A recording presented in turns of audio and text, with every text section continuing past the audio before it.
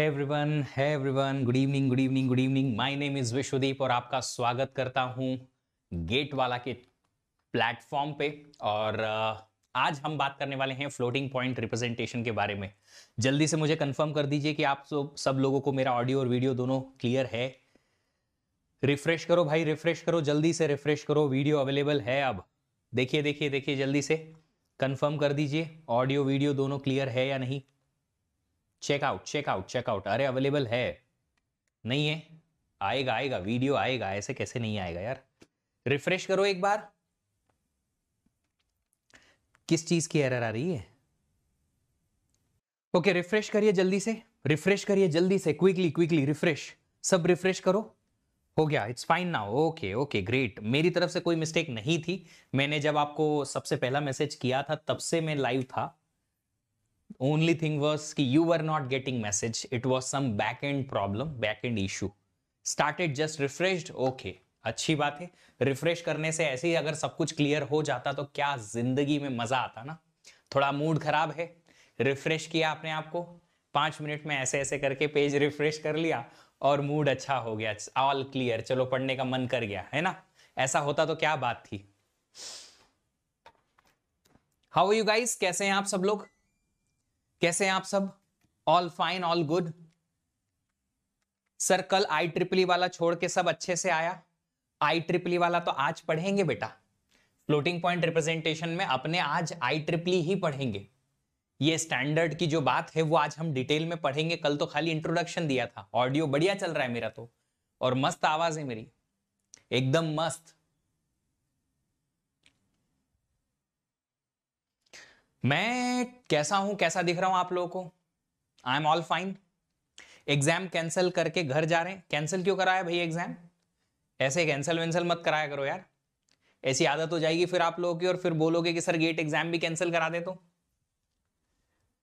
Sir body थका लग रहा है, तुम्हारा या मेरा? First class. कल का लेक्चर आप लोग एक बार जरूर देखिएगा। 2 बार प्रैक्टिस करने के बाद सब कुछ क्लियर हो गया, अच्छी बात है। 754 क्यों है, 45 क्यों? अरे विष्णु जी, एक बात बताइए कि जब कोई पेटेंट आप फाइल करते हैं तो आपको उस पेटेंट का एक नंबर मिलता है कि ये पेटेंट नंबर ये रहा, रजिस्टर्ड नंबर। क्या वो नंबर बदलता है? क्या बदलता है क्या? जैसे मेरे घर का नंबर है, मेरे होम टाउन में हाउस नंबर है 147। अपनी मर्जी से मैं कुछ भी और दूसरा नंबर रख सकता हूं क्या घर के लिए? नहीं ना। तो ये क्या है ना, IEEE एक जो संस्था है उसमें रजिस्टर्ड है फ्लोटिंग पॉइंट रिप्रेजेंटेशन का ये स्टैंडर्ड। इसीलिए इस स्टैंडर्ड को जो नंबर दे रखा है वो है 754। ऐसे आप लोग ईथरनेट के और इंटरनेट पे और भी बहुत सारे अलग अलग टाइप के स्टैंडर्ड देखोगे जो IEEE की तरफ से वेरीफाइड या कह सकते हैं वहां पे रजिस्टर्ड है, तो उनका नंबर आता है। मैं अभी नहीं रहता बेटा, मेरा होम टाउन पे जो मेरे फादर मदर का घर है ना, वो उसका है 147 हाउस नंबर, मेरा घर नहीं है। Height, sir exercise for height increasing, बेटा एक बार अगर हो गया तो अब नहीं होगा। आफ्टर 16-17 की एज हाइट इंक्रीज नहीं होती। चलिए, अब वो सब कुछ याद नहीं रखना है हमें। वो जो भी कुछ है साइडलाइन करते हैं कि किसका क्या नंबर होता है, किस चीज के लिए होता है, इथरनेट का क्या, ब्लूटूथ का क्या, कनेक्टिविटी का क्या, I don't care about that. Right now हमें समझना है ये। हमने कल फ्लोटिंग पॉइंट रिप्रेजेंटेशन देखा। इसमें हम देखते हैं नंबर को 3 पार्ट में स्टोर करते हैं। एक है एस, एक है ई, एक है एम। क्या क्या होता है? Sign, mantissa, exponent and mantissa. Sign 1 bit का, 0 तो पॉजिटिव, 1 तो negative. Exponent of course depend करता है कि हमें कितनी बिट का एक्सपोनेंट यूज करना है, बट एक्सपोनेंट किस फॉर्म में होता है? बायस्ड फॉर्म में। फिर आता है मेंटिसा। मेंटिसा किस फॉर्म में होता है? नॉर्मलाइज्ड फॉर्म में। नॉर्मलाइजेशन कौन कौन से? इम्प्लिसिट और एक्सप्लिसिट। जो हमारा कन्वेंशनल फॉर्म था उसमें इम्प्लिसिट नॉर्मलाइजेशन मतलब नंबर को हम लिखेंगे 1 पॉइंट समथिंग के फॉर्म में। एक्सप्लिसिट मतलब 0 पॉइंट समथिंग में। बट एक्सप्लिसिट में एक कंडीशन है कि 0 पॉइंट के बाद में पहली बिट 1 ही आनी चाहिए। ठीक है। एक्सपोनेंट के लिए हमने बायस नेम की एक चीज पढ़ी थी। बायस क्या होता है? बायस हम ऐड करते हैं ओरिजिनल एक्सपोनेंट में, तब जाके कैपिटल ई मिलता है जो स्टोर करते हैं। बायस कैसे निकलता है? इसकी बिट से। अगर यहां पे के नंबर ऑफ बिट यूज करिए कैपिटल ई में तो 2 की पावर k-1 हमारे पास बायस मिलता है कन्वेंशनल में इतना सब कुछ हमने देख लिया था। सर क्लास स्टार्ट होने के पहले रिवीजन प्रीवियस क्लास का notes banana is good method of revision, ये बहुत अच्छी बात है, बहुत बढ़िया, शानदार शानदार शानदार, अच्छी बात है। चलिए, तो बायस्ड एक्सपोनेंट, नंबर की रेंज, सब कुछ हमने देख लिया था। नंबर की रेंज में ओवरफ्लो और अंडरफ्लो भी हमने समझा था। देखो मैंने इसको ज्यादा एक्सप्लेन नहीं किया, रुक के ठहर के, क्योंकि मुझे लगा कि आपको इसको समझाने का जरूरत नहीं है गेट पर्सपेक्टिव में, है ना। हम पढ़ रहे हैं कि गेट पर्सपेक्टिव में कितना हमें पढ़ना है, ताकि हम उसी पे कंसंट्रेट करें, उससे ज्यादा डिटेल में ना जाएं। वरना ये कोर्स में 300-400 घंटे आराम से पढ़ा सकता हूं और आप लोग को हर वक्त लगेगा कि सर गेट के बाहर ही नहीं जा रहे, टॉपिक वही है जो गेट में है, फिर भी सर बाहर नहीं जा रहे और तो भी ज्यादा पढ़ा रहे हैं। बिल्कुल हो सकता है, बट मैं चाहता हूं कि उतना ही पढ़े जो गेट में आने लायक है, जहां से क्वेश्चन हमसे बने। टाइम लिमिटेशन है ना बॉस, खाली यही थोड़ी सीखना है, पीएचडी थोड़ी करनी है, हमें कोडिंग भी करनी है ना, हमें बर्थडेज में भी जाना है, दोस्तों के साथ में मस्ती भी करनी, क्रिकेट भी खेलना, आईपीएल आ रहा है वो भी तो देखना है। खबरदार अगर किसी ने मेरी क्लास में आके और आईपीएल के बारे में बात की, निशु कुमार अगर तुमने बात करी, तो फिर तुम पक्का ब्लॉक हो जाओगे। हाँ 100%। एंटरटेनमेंट अपनी जगह है, मस्ती अपनी जगह है, पढ़ाई सबसे ज्यादा जरूरी है, अभी करियर बनाना जरूरी है। गेट के लिए ड्रॉप लेना सही है। देखो मैं एक चीज बताता हूं, क्या आपको लगता है कि ड्रॉप के बाद आपकी ऐसी रैंक आ सकती है कॉन्फिडेंटली कि जो रियल में आपके करियर को ऊपर लेके जाएगी? अगर ऐसा लगता है, कॉन्फिडेंट हैं आप कि लास्ट ईयर अच्छी प्रिपरेशन नहीं हुई, इस बार हो जाएगी, तो कर लो। नहीं कि सर हमने तो लास्ट ईयर बहुत मेहनत करी फिर भी कुछ नहीं हुआ, तो इस बार और एक्स्ट्रा क्या कर लोगे जो कुछ कर देगा? तो फिर ड्रॉप लेने से मतलब नहीं है। इस बार का जो भी करियर आगे बढ़ रहा है उसी को लेके आगे बढ़ जाओ। डिपेंड करता है आपको कि आपका करियर जो है उसके लिए आपकी मेहनत जो है वो लास्ट ईयर कमी थी क्या, हाँ तो फिर लेके जाओ। मेरा अभी 2022 का एक रैंकर था, गेट रैंक 4, गुलशन, गेट रैंक 4। उसने कॉलेज में प्लेसमेंट नहीं लिया, छोड़ दिया, एक भी कंपनी में नहीं बैठा, ड्रॉप लिया कॉलेज से और फिर गेट की तैयारी करी। सोच रहे हो, जॉब छोड़ के 2 साल पहले, जबकि जॉब मार्केट बहुत अच्छा था, ठीक ठाक जॉब मिल जाती 10 लाख की आराम से उसको, ऐसे कॉलेज में पढ़ रहा था, ड्रॉप लिया, ऑल इंडिया रैंक 4 लाया, आईआईएससी से एमटेक कर रहा है, अभी प्लेसमेंट भी हो जाएगा उसका। ऋषु को ब्लॉक मत कीजिए, हेल्प करता है। देखो जी, ब्लॉक तभी करेंगे ना जब वो फालतू की बातें करेंगे, वरना नहीं करेंगे।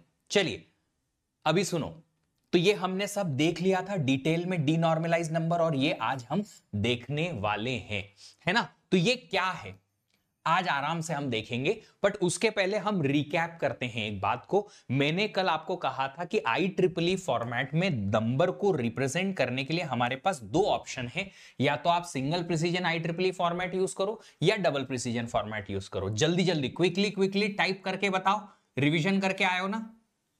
रिविजन का मतलब ये नहीं है कि जो समझाया गया है वो समझ में आ जाए क्लियरली।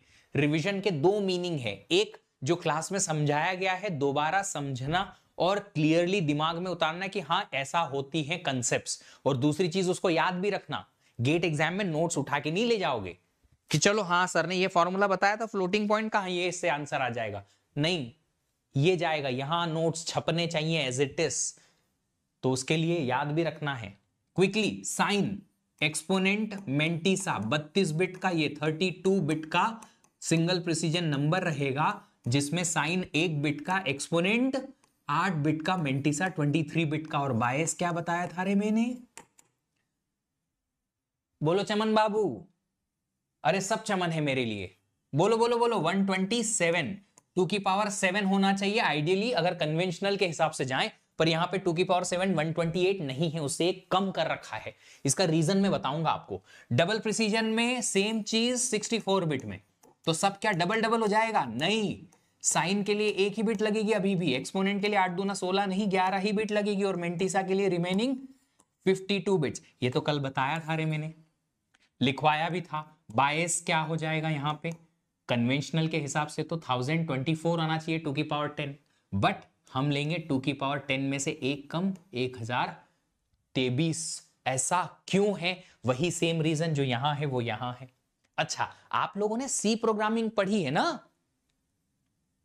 आप सब लोगों ने सी प्रोग्रामिंग पढ़ी है कि नहीं पढ़ी है? सी प्रोग्रामिंग में फ्लोट वेरिएबल बनाते हो। फ्लोट वेरिएबल कितनी बाइट में स्टोर होता है बाबू? फ्लोट वेरिएबल का साइज क्या है? अगर एक फ्लोट वैल्यू स्टोर करते हो सी प्रोग्रामिंग में तो कितनी बाइट में स्टोर होता है? 4 बाइट में स्टोर होता है। 4 4 4 4 4 4 बाइट में फ्लोट। यस, 4 बाइट में फ्लोट। ये 32 बिट मतलब 4 बाइट ही होती है ना। हाँ, तो जो भी वेरिएबल आप फ्लोट टाइप का बनाते हो सी प्रोग्रामिंग में, वो सिंगल प्रिसीजन IEEE फॉर्मेट में जाके स्टोर होता है। इसी फॉर्मेट में जो भी फ्लोट वेरिएबल आप बनाते हो इसी फॉर्मेट में स्टोर होगा। और अगर आप ये डबल वेरिएबल बनाते हो तो वो डबल प्रिसीजन में स्टोर होता है। तो आपका सी प्रोग्रामिंग का जो फ्लोट वेरिएबल है वो ये फॉर्मेट फॉलो करता है सी लैंग्वेज का। LANG डॉट लिखूंगा, लैंग्वेज समझ जाओगे। और डबल वेरिएबल जो है वो ये वाला फॉर्मेट यूज करता है, 8 बाइट 64 बिट मतलब 8 बाइट। सी प्रोग्रामिंग में जो भी आप डबल वेरिएबल बनाते हो वो ये डबल प्रिसीजन फॉर्मेट यूज करता है। ठीक है, चलिए, कल मैंने एक इंफॉर्मेशन जाते जाते और कही थी कि यहां पे कुछ स्पेशल नंबर या स्पेशल केस होता है। किसी को याद है वो स्पेशल केस क्या है?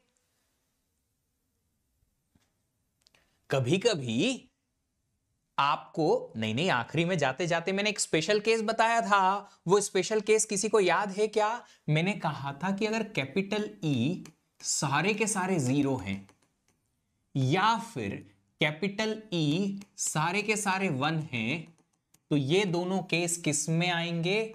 स्पेशल केस में आएंगे या स्पेशल नंबर को रिप्रेजेंट करने में आएंगे। मैंने बताया था कल, याद है कि नहीं है ना? और एक और चीज थी यहां पे कि अगर capital E not equal to all 0 है, मतलब ये ऊपर वाला केस नहीं है, and also capital E not equal to all ones भी नहीं है, तो फिर ये कोई नॉर्मल नंबर ही होगा। और मैंने नॉर्मल नंबर के लिए कोई नॉर्मलाइजेशन बताया था, तुम लोगों को बताया था क्या? जी हां, कौन सा नॉर्मलाइजेशन था? इंप्लिसिटली। यहां पे सिर्फ इंप्लिसिट नॉर्मलाइजेशन ही यूज होता है अगर आप नॉर्मलाइजेशन की बात करो तो। That is the only normalisation here. तो जब भी कभी कोई क्वेश्चन IEEE फॉर्मेट के बारे में आएगा, नॉर्मलाइजेशन एक ही होगा, सिर्फ इंप्लिसिट, एक्सप्लिसिट नॉर्मलाइजेशन नहीं होता है। कभी भी एक्सप्लिसिट नॉर्मलाइजेशन की बात यहां नहीं होगी। ये हमें याद रखना है। These are the concepts which you'll have to remember as it is. इसमें कोई कंसेप्ट नहीं है। अब आपका क्वेश्चन आएगा कि सर ये सारे जीरोस या सारे 1 के स्पेशल नंबर हैं क्या? ये स्पेशल नंबर बड़े स्पेशल हैं, बता देता हूं मैं। कैपिटल ई अगर सारे 0 हैं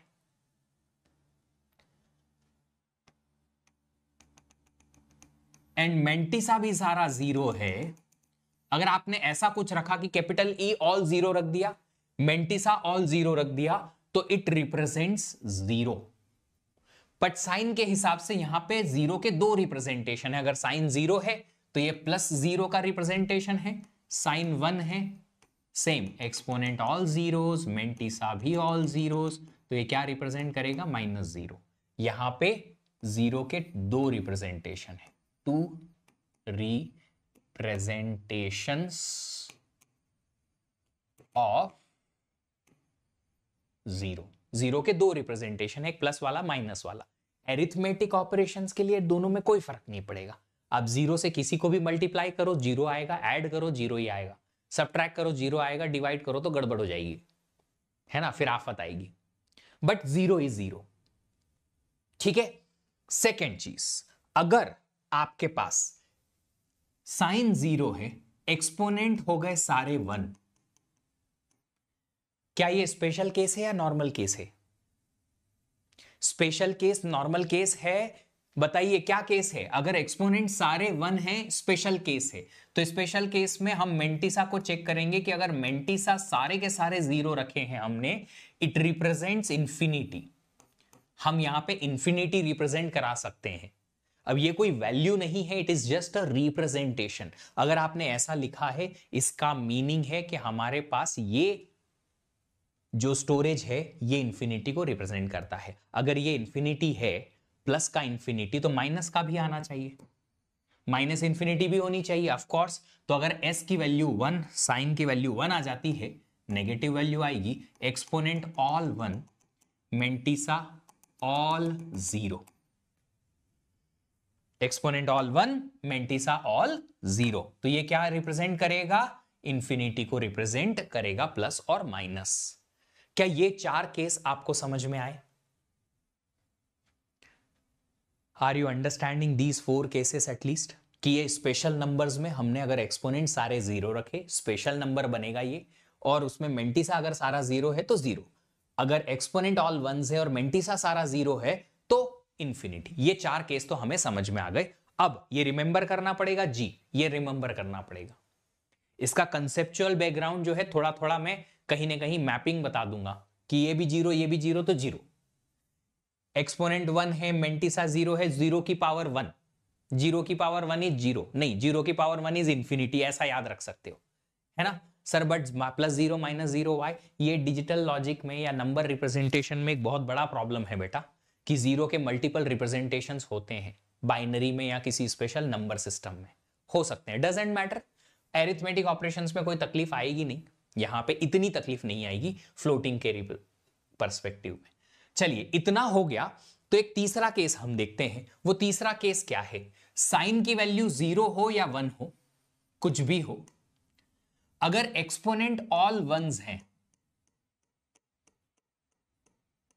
और मेंटिसा की value not equal to all 0 आती है, मतलब मेंटिसा नॉन 0 आ जाता है पर एक्सपोनेंट सारे 1 हो गए, तो फिर ये कैटेगरी आती है नॉट अ नंबर में। कोई तो एरर की वजह से ये आया है, एक्चुअल में नंबर नहीं है जो हमारे पास आना चाहिए, नॉट अ नंबर। सर तो इंफिनिटी के भी 2 रिप्रेजेंटेशन होंगे ना, ये रहे ना प्लस और माइनस इंफिनिटी। इंफिनिटी में तो प्लस माइनस इंफिनिटी होती है, 0 में प्लस माइनस 0 नहीं होता है, पर यहां है रिप्रेजेंटेशन के हिसाब से। कभी लिखा है तुमने मैथ में कि ये प्लस 0 है, ये माइनस 0 है?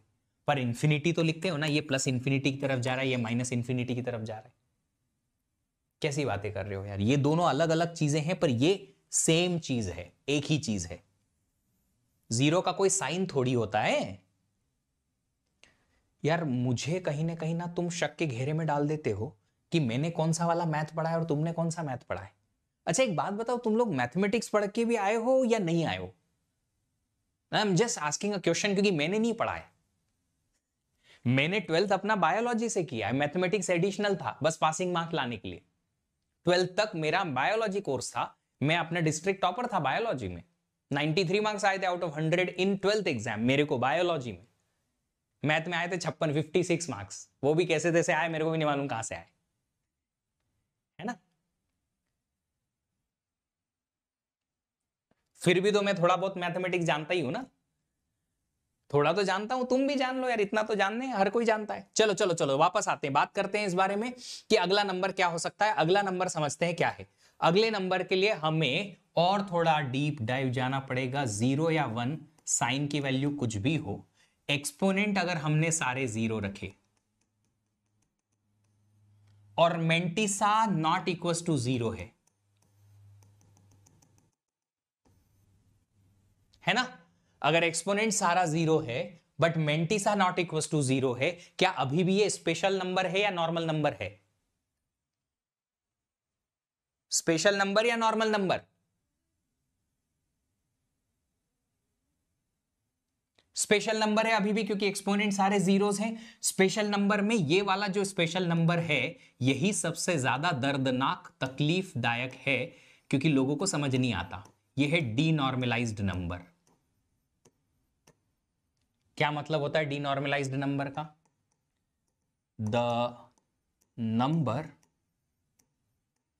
विच कैन नॉट बी नॉर्मलाइज्ड। एक ऐसा नंबर जिसको हम नॉर्मलाइज नहीं कर सकते, वो है ये। अब ऐसा कैसा नंबर है कि नॉर्मलाइज नहीं कर सकते? बताएंगे थोड़ी देर में, डिटेल में एक्सप्लेन करेंगे इसको और इसके बारे में भी समझेंगे, आराम से समझेंगे। चलिए अभी सबसे पहले एक आखिरी वाला जो पॉइंट है वो क्लियर कर लेते हैं। हमारे ये सारे कॉम्बिनेशन आ गए, एक्सपोनेंट की वैल्यू 0 मेंटिसा 0, एक्सपोनेंट की वैल्यू 0 मेंटिसा नॉन 0, एक्सपोनेंट की वैल्यू 1 मेंटिसा 0, एक्सपोनेंट की वैल्यू 1 मेंटिसा नॉन 0। तो एक्सपोनेंट की वैल्यू 0 के साथ मेंटिसा 0 नॉन 0 आ गया, एक्सपोनेंट की वैल्यू 1 के साथ मेंटिसा 0 नॉन 0 आ गया। चारों कॉम्बिनेशन हो गए। हाँ जी, अब एक चीज और बच रही है और वो क्या है, हमने अगर साइन रखा 0 या 1 जो भी है ना, यहां पे साइन 0 या 1 जो भी है, अगर एक्सपोनेंट की value not equal to all 0 आती है एंड ऑल्सो एक्सपोनेंट की value not equal to all 1 आती है, तो क्या करें? ये कौन सा नंबर बनेगा?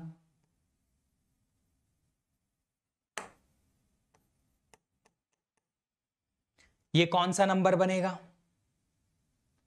सर एग्जाम्पल करा दीजिए। नहीं नहीं, मैंने तो एग्जाम्पल कराना ही नहीं है, मैं क्यों समझाऊंगा, मैं क्यों समझाऊं एक एक चीज को?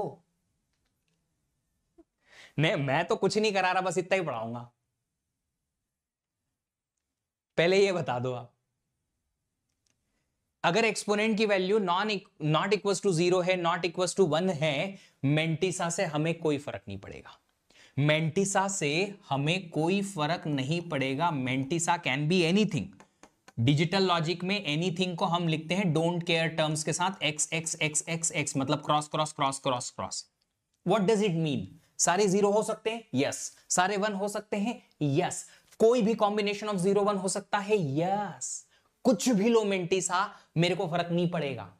अगर एक्सपोनेंट सारे 0 और सारे 1 नहीं है तो मेरा नंबर फिर मेंटिसा के कॉम्बिनेशन पे डिपेंड नहीं करता है। मेरा नंबर ऑलरेडी मुझे पता है कि ये इंप्लिसिट नॉर्मलाइज्ड नंबर है।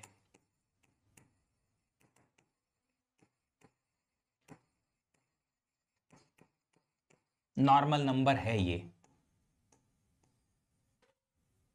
Are you guys fine with this last statement? At least ऊपर के स्टेटमेंट जो ये दो चीजें हैं, ये ग्रीन और येलो में, मैं थोड़ी देर में एक्सप्लेन करूंगा, थोड़ा पेशेंस रखा करो। एक कहानी याद आई मेरे को, मेरे बचपन में ना मेरे एक टीचर थे, हिंदी पढ़ाते थे। जब हम क्वेश्चन पूछते थे ना आगे आगे के, तो एक कहानी समझाते थे कि मैं एक दिन गया जंगल में और मैंने इतना बड़ा खरगोश देखा। रैबिट, रैबिट समझते हो ना, खरगोश। हाँ, मेरे हिंदी के टीचर थे, वो ये सब बोले मैंने इतना बड़ा खरगोश देखा। अब आप बोलोगे सर इतना बड़ा खरगोश तो होता नहीं है। बेटा ये हाथ तो लाने दो, इतना बड़ा खरगोश देखा। तो आपका क्वेश्चन पूछने के पहले मुझे ये हाथ ले आने दो, है ना। आपको सब कुछ समझाया जाएगा। जब चैप्टर खत्म हो जाए और लगे कि नहीं यार ये वाली चीज का एग्जाम्पल और चाहिए, फिर आई विल बी अवेलेबल, कोई चिंता नहीं है ना। तब तक सुनो, मजा आएगा, हर चीज समझ में आएगी। और ये मैं गारंटी के साथ कह सकता हूं कि जब जाओगे तब ये वाली चीज आपको और ये वाली चीज आपको और लास्ट वाली चीज, तीनों की तीनों अच्छे से समझ में आएगी, है ना। अरे वो बहुत मजे लेते थे हमारे ऐसे, हम चुपचाप ही बैठे रहते थे। वहीं से मेरे दिमाग में एक बात याद आई थी कि यार अगर टीचर बनूंगा तो फिर ऐसे ऐसे एकदम टशन में ना बच्चों की रोस्टिंग करनी पड़ेगी, तो ही मजा आएगा। चलो पहले हम समझते हैं इस पर्टिकुलर टेबल की बेसिक दो चीजों को, जो शुरुआत की है इंफिनिटी और जीरो। ये आपको एज इट इज याद रखनी है, इसमें ज्यादा लॉजिक की जरूरत है नहीं। एक्सपोनेंट सारे 0, मेंटिसा सारे 0, तो नंबर 0। साइन अगर 0 है तो प्लस का 0, 1 है तो माइनस का 0, दो रिप्रेजेंटेशन 0 के हैं। अगर एक्सपोनेंट सारे 1 हैं, मेंटिसा सारा 0 है, तो ये भी एक स्पेशल नंबर है, ये रिप्रेजेंट करता है इंफिनिटी को। साइन पे डिपेंड करेगा कि प्लस इंफिनिटी या माइनस इंफिनिटी। ठीक है, अभी हम इन दोनों केस को थोड़ा सा एक्सप्लोर करने की कोशिश करते हैं। इसको एक्सप्लोर करने के लिए मैं एग्जाम्पल ले लेता हूं, ये वाला सिंगल प्रिसीजन वाला, क्योंकि गेट में जो क्वेश्चन आते हैं ना जनरली इसी के अराउंड आते हैं। वो छोटा नंबर है ना, 32 बिट, ठीक है, 64 बिट बड़ा हो जाता है, इसलिए इसके अराउंड आते हैं। बायस की वैल्यू जरा बताइए मुझे, क्या है बायस की वैल्यू, क्या है जरा बताइए। 127। अगर बायस की वैल्यू 127 है है ना, 127 है, ठीक है। तो इसका मतलब है कि जब भी मुझे कैपिटल ई मिलेगा तो मैं 127 ऐड करके ही मुझे कैपिटल ई मिलना चाहिए।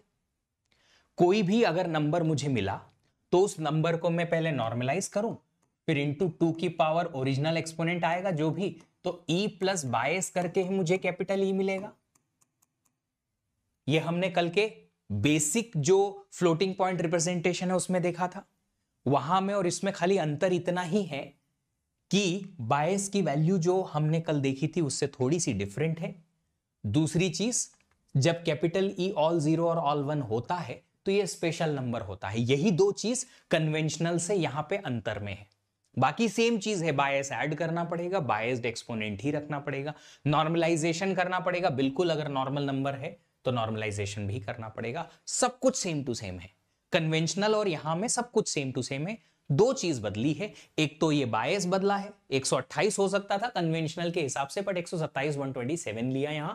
और दूसरी चीज जो बदली है वो क्या बदली है कि कैपिटल ई सारे जीरो और सारे वन को प्रिजर्व किया गया है कि ये नॉर्मल नंबर के लिए काम नहीं आएंगे, ये स्पेशल नंबर के लिए काम आएंगे।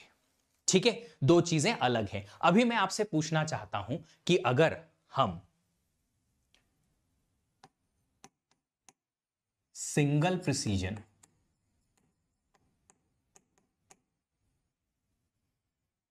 IEEE 754 रिप्रेजेंटेशन की अगर बात करें, है ना, तो इसमें हमारे पास गिवन बायस क्या है, ये याद रखने का है, रट्टा मारने का है, 127। ठीक है, अच्छा आप मुझे बताइए कि कैपिटल ई की रेंज क्या हो सकती है for a normalised number, for a normalised, कौन सा नॉर्मलाइज्ड नंबर, इंप्लिसिट नॉर्मलाइज, है ना, नॉर्मलाइज्ड नंबर कैपिटल ई की मिनिमम वैल्यू क्या ऑल जीरो हो सकती है? क्या कैपिटल ई की मिनिमम वैल्यू ऑल जीरो हो सकती है? ये देखिए, इंप्लिसिटली नॉर्मलाइज्ड नंबर के लिए क्या कैपिटल ई की वैल्यू ऑल जीरो हो सकती है? देखो, यही मैं चाहता हूं कि तुम थोड़ा सा ना दिमाग यहीं रखो, दिमाग जो है यहीं रखो। क्यों? क्योंकि अगर दिमाग यहां नहीं रहा तो तुम्हारे मार्क्स भी नहीं आएंगे, लर्निंग कहां रहेगी। ये क्लियर कट लिखा है ना, इंप्लिसिट नॉर्मलाइज्ड नंबर के लिए कैपिटल ई बाइनरी में ऑल जीरो नहीं हो सकता। तो बाइनरी का अगर डेसिमल कन्वर्ट करने गए तो आपको जीरो तो पक्का नहीं मिलेगा, इंप्लिसिटली नॉर्मलाइज्ड नंबर के लिए जीरो नहीं मिलेगा। समझ गए क्या बात को? बोलो बोलो बोलो बोलो बोलो, समझ गए इस बात को? तो मिनिमम वैल्यू क्या होगी कैपिटल ई की? 1। मैक्सिमम वैल्यू क्या हो सकती है? मैक्सिमम वैल्यू क्या हो सकती है? चलिए एक काम करता हूं, बाइनरी में लिख देता हूं पहले। मिनिमम वैल्यू हो सकती है 1 2 3 4 5 6 7 8। बाइनरी का डेसिमल में देखो तो 1, है ना। मैक्सिमम वैल्यू बताओ जरा, कैपिटल ई की मैक्सिमम वैल्यू क्या हो सकती है? 1 2 3 4 5 6 7 8। क्या ये हो सकता है? क्या ये हो सकती है? सारे के सारे 8 के 8 1 हो सकते हैं क्या? Again I will get back you guys to here on this particular table. Just check it out here. Concentrate on this last line which is written in the blue color pen and let me know if you are able to read the concept over here. Capital E can be equal to all ones in the implicit normalization or not. मेरे को English बोलना भी आती है। क्या यहां concentrate करके बताओ जरा कि क्या कैपिटल ई सारा 1 हो सकता है कि नहीं? नहीं हो सकता सर। अगर सारा नहीं हो सकता 1 तो इसको मैक्सिमम वैल्यू कैसे लिखेंगे हम? 1 2 3 4 5 6 7 और ये 8वीं बिट 1 की जगह 0 लिखनी पड़ेगी सर। ये हो सकता है 7 वंस और बाकी का आखिरी वाला 0। आप बोलोगे सर यहां भी तो 0 लिख सकते थे। अब देखो यार, सिंपल सी बात है कि आपको बेसिकली अगर बाइनरी के कॉम्बिनेशन पता है तो पता होगा कि अगर यहां 0 रखा तो ये वैल्यू जो बनेगी 63 बनेगी, 0 एंड ऑल वंस 63। पर अगर ऐसा लिखा तो ये डेसिमल का बनेगा 254। क्या बनेगा? 254। सबसे लास्ट में इसका जो आप लोगों को मैंने एलएसबी एमएसबी बताया था ना, सिग्निफिकेंस, इसका सिग्निफिकेंस है सबसे कम है, तो सबसे कम है तो इसको 0 टर्न कर दो, तो अभी आप जो सबसे बड़ा नंबर है ऑल वंस उसके नजदीक ही रहोगे, ज्यादा दूर नहीं जाओगे।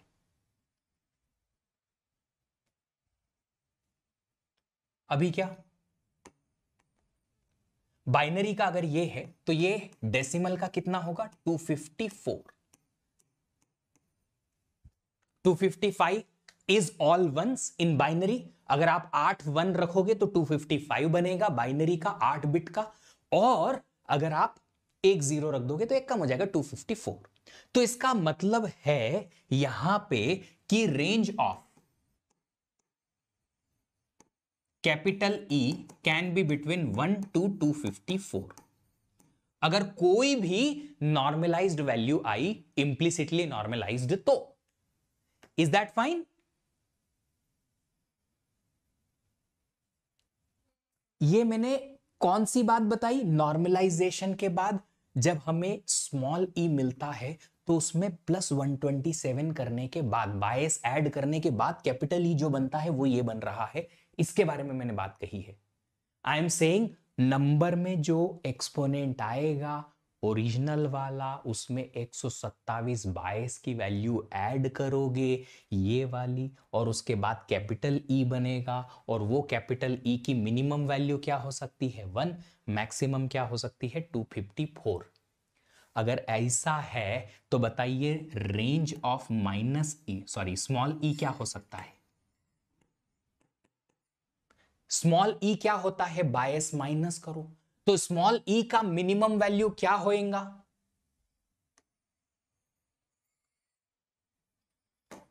यहां कर लेते हैं इसको। स्मॉल ई मिनिमम क्या हो सकता है? 1 - 127, सबसे छोटे से छोटा होगा माइनस का 126, और सबसे बड़े से बड़ा होगा 254 - 127 इज 127। तो आपके पास मिनिमम जो एक्सपोनेंट किसी नंबर को नॉर्मलाइज करने के बाद मिलेगा वो मिलेगा माइनस का 126, और मैक्सिमम मिलेगा 127।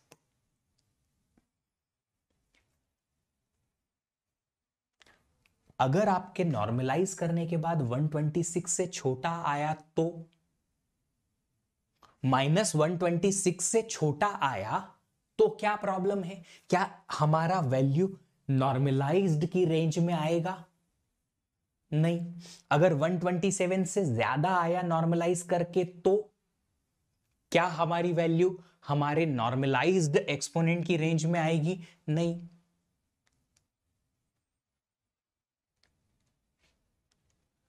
है ना?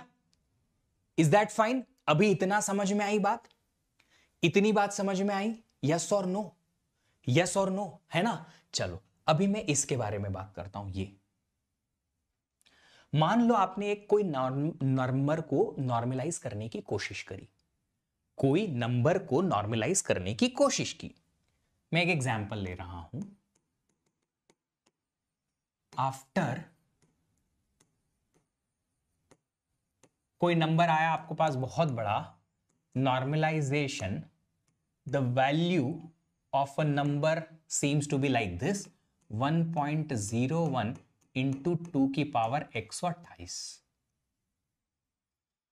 मान लो आपने एक नंबर था बहुत बड़ा 101 और बहुत सारे 0 थे, ऐसे नंबर था। इस जीरो का आपने इधर शिफ्ट किया ताकि नॉर्मलाइज हो पाए। इंप्लिसिट वाला ही नॉर्मलाइजेशन हम यहां यूज करते हैं। कोशिश करी तो कैपिटल स्मॉल ई की वैल्यू 128 आ गई। अगर स्मॉल ई की वैल्यू 128 आई, 128, उसमें हमने कैपिटल ई निकालने की कोशिश करी, 128 प्लस बायस वैल्यू 127, कितना आ जाएगा? 255। किसका? डेसिमल का। बाइनरी में क्या आएगा? 1 2 3 4 5 6 7 8 बस बस 8, इससे ज्यादा कितना?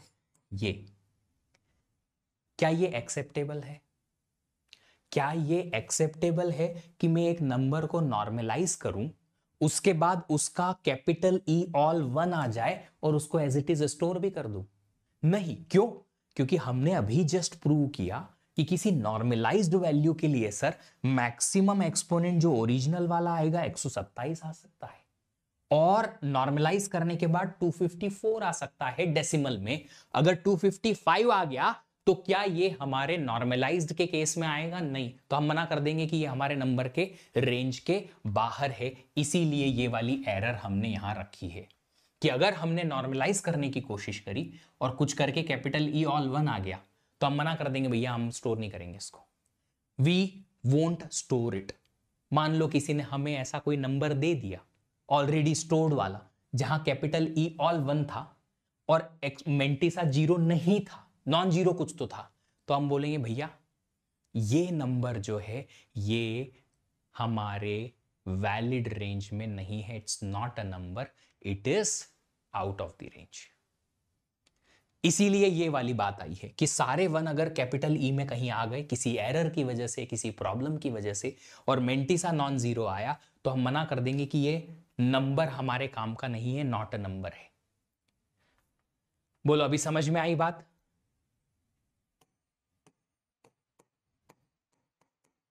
ग्रीन कलर में लिखता हूं यहां। बोलो बोलो बोलो बोलो, समझ में आई बात? ये नॉट अ नंबर क्यों आया? अब आप बोलोगे कि सर नॉट अ नंबर तो हमारा और भी 2 की पावर 129 30 40 जो हो जाता, पर ये क्या है ना, हम स्टोर मतलब हमारे पास बिट का कॉम्बिनेशन है, 8 बिट 1 हो सकती है, ऐसा कैपिटल ई में हमारे पास बिट का कॉम्बिनेशन बन सकता है। पर वो बनने के बावजूद भी हम इस नंबर को रिजेक्ट कर रहे हैं क्योंकि हमारे पास जो गिवन स्टैंडर्ड है कि कैपिटल ई ऑल 1 नहीं रह सकता किसी नॉर्मलाइज्ड नंबर के लिए, उसके लिए फिर हमने इसको रिजेक्टेड की लिस्ट में लिखा कि अगर ऐसा कुछ हो गया कि सारे 1 आ गए कैपिटल ई में तो हम इसको रिजेक्ट कर देंगे। अब जिसको भी ये प्रॉब्लम थी कि नॉट अ नंबर क्यों आया सर, वो आई गेस क्लियर हो गई कि एक ऐसा नंबर जिसमें हमारे पास नॉर्मलाइज करने के बाद कैपिटल ई की वैल्यू, नॉर्मलाइज करने के बाद जब हम आगे बढ़ेंगे कैपिटल ई की वैल्यू अगर ऑल 1 आ जाएगी तो हम उसको एक्सेप्ट नहीं करेंगे, हम रिजेक्ट कर देंगे, भैया नंबर स्टोर नहीं कराएंगे हम। Give me a thumbs up if it is okay for you guys so that we can go further. Second चीज डीनॉर्मलाइज वाली वैल्यू बची है।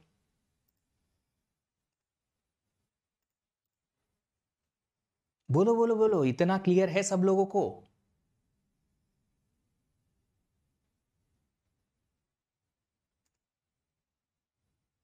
सो गए?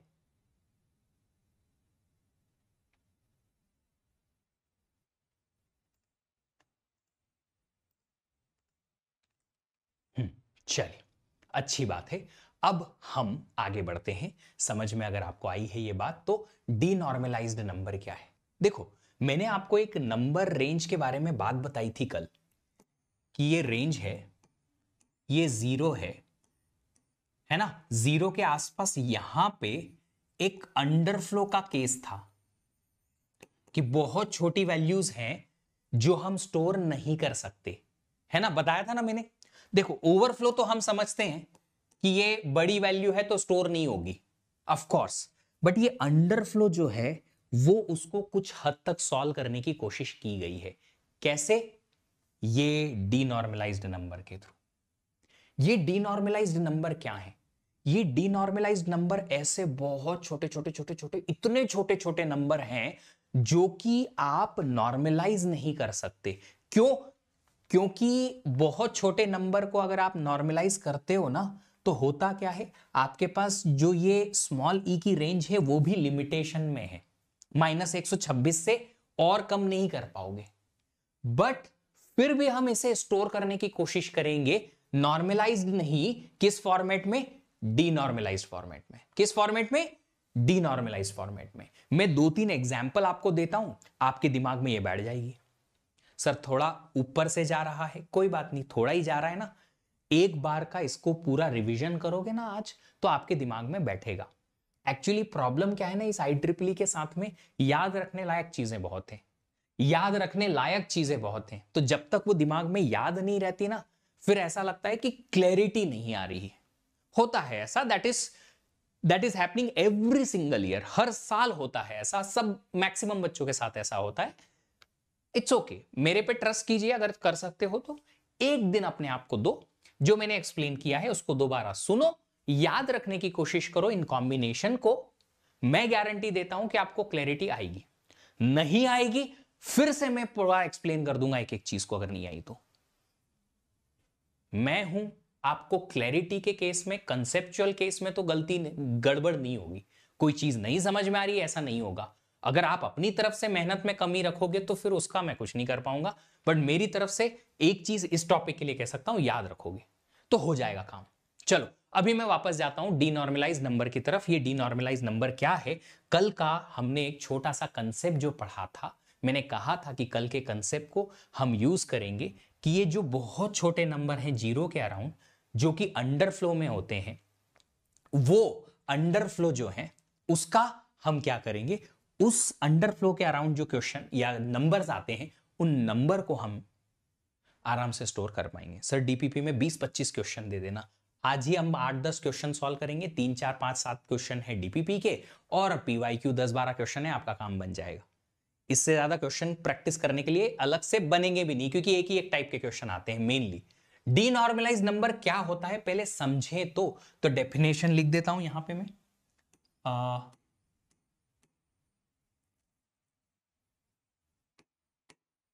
स्मॉल नहीं, वेरी स्मॉल लिखना चाहिए मुझे। Very very small number which can not be implicitly normalized। एक ऐसा छोटा, बहुत छोटा नंबर जिसको आप इंप्लिसिटली नॉर्मलाइज नहीं कर सकते। डीपीपी में नंबर ऑफ क्वेश्चन इंक्रीज कर दो। मैंने ना 2 चीजें प्लान की है आप लोगों के लिए। एक तो ये कि जो क्लासरूम के साथ में डीपीपी देता हूं उसमें 5-6-7 क्वेश्चन मैं अभी दे रहा हूं, ताकि आपको एक बेसिक आइडिया लग जाए। जब ये आप लोग पीवाईक्यूज पैरेलली जब सॉल्व कर लेंगे, उसके बाद एंड में 3 से 4 सेशन में लेने वाला हूं, जिसमें हम सिर्फ प्रैक्टिस करेंगे। पूरा सब्जेक्ट खत्म होने के बाद 3 से 4 सेशन में सिर्फ प्रैक्टिस प्रैक्टिस प्रैक्टिस, सारे टाइप के क्वेश्चन, सारे सब्जेक्ट्स के टॉपिक वाइज हम उठा के और उनको एक साथ प्रैक्टिस कर लेंगे। ऐसा मेरा प्लान है आप लोगों को। Rather than giving you in DPP, हम यहाँ क्वेश्चन शो करेंगे, आप ट्राई करेंगे, फिर नहीं बनेगा तो मैं एक्सप्लेन भी कर दूंगा, तो क्लास का पार्ट बन जाएगा। ऐसा मेरा प्लान है। लाइव क्लास में क्या होता है ना, डिस्कशन अच्छा हो जाएगा। डीपीपी में सिर्फ रिकॉर्डिंग में दे सकता हूं, दैट्स माय प्लान क्वेश्चंस के लिए। और क्वेश्चंस के लिए मैंने एक 150 क्वेश्चन का अलग से पीडीएफ बनाया हुआ है, जो आप लोगों को तक भेज दिया जाएगा कोर्स खत्म होने के बाद। 150 क्वेश्चंस का एक अलग से पीडीएफ बनाया हुआ है, उसमें आपको भर भर के क्वेश्चन मिलेंगे, है ना, तो वहां से भी क्वेश्चन मिल जाएंगे। चलो आगे बढ़ते हैं। Denormalize number, very very small number in which can not be implicitly normalised.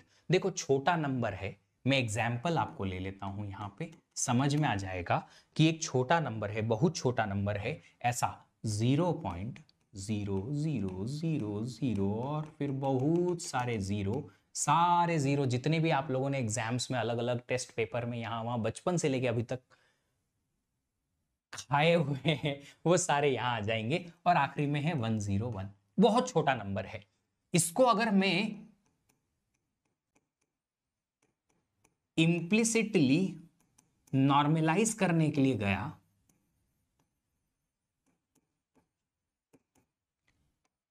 तो इंप्लिसिट नॉर्मलाइज करने गया तो 1.01 आएगा इंटू 2 की पावर -127 आया।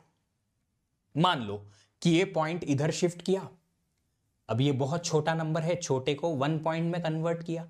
देखो 0 पॉइंट, बहुत सारे जीरो, बहुत छोटा नंबर है, छोटे को बड़ा बनाया, छोटे को अगर बड़ा बनाया तो मल्टीप्लाई बाय छोटा नंबर करेंगे ताकि ये वाला मैग्नीट्यूड एज इट इज रह जाए। ये सिंपल गणित है, सिंपल गणित, वो भी कैलकुलस वाला जो बचपन में सीखा था।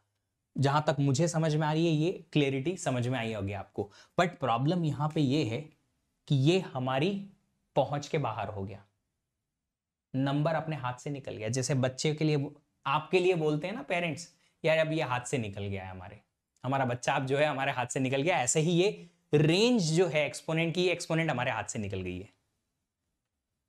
क्यों निकल गई? क्यों निकल गई?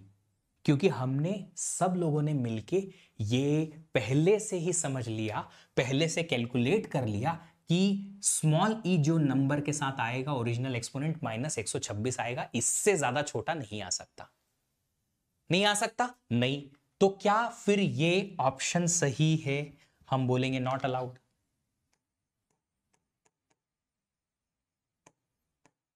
बिकॉज जो स्मॉल ई यहां पे हमें मिल रहा है which is -127 is lesser than -126, -126 से और छोटा है, हम नहीं कर पाएंगे, हम नहीं कर पाएंगे। तो फिर क्या करेंगे? फिर हम चेक करेंगे कि हम खाली 126 पोजीशन तक अगर इसको नॉर्मलाइज करें तो क्या मिलेगा। अगर इसको -126 पोजीशन ही या 126 पोजीशन ही इस पॉइंट को शिफ्ट करें तो हमें क्या मिलेगा? हमें मिलेगा ऐसा 0.101 इंटू 2 की पावर -126। इतना क्यों? ये लिमिट है, ये हमारी लिमिट है 126 की, कि अगर बहुत छोटा नंबर आया, बहुत छोटे नंबर में हमने पॉइंट को शिफ्ट करने की कोशिश करी तो 126 पोजीशन शिफ्ट कर सकता हूं। 126 पोजीशन इसलिए शिफ्ट कर सकता हूं क्योंकि स्मॉल ई की सबसे छोटी वैल्यू 126 ही आ सकती है, इससे ज्यादा नहीं कर पाऊंगा, अलाउ नहीं है हमें। हमारे नंबर्स और हमारा जो स्टैंडर्ड हमने सेट किया है वन सिंगल प्रिसीजन के हिसाब से, उसके हिसाब से हम 126 पोजीशन तक ही इस पॉइंट को शिफ्ट करेंगे। पॉइंट को शिफ्ट करने के बाद क्या ये नंबर इंप्लिसिटली नॉर्मलाइज मिला? जब हमने पॉइंट को शिफ्ट कर दिया तो क्या ये नंबर इंप्लिसिटली नॉर्मलाइज्ड मिला? नहीं मिल पाया। यार इंप्लिसिट नॉर्मलाइजेशन तो समझ में आया सबको, आया ना?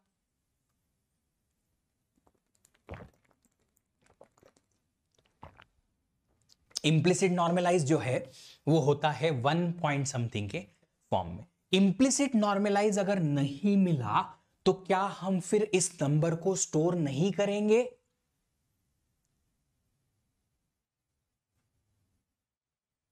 अगर ये कन्वेंशनल रिप्रेजेंटेशन होता जो हमने कल पढ़ा था तो मना कर देते, हम नहीं कर पाएंगे, हम नहीं कर पाएंगे। बट ये कन्वेंशनल नहीं है, फिर क्या है? ये IEEE है। ये कहता है कि अगर कोई नंबर इंप्लिसिटली नॉर्मलाइज नहीं हो सकता तो क्या मैं स्टोर नहीं कर पाऊंगा?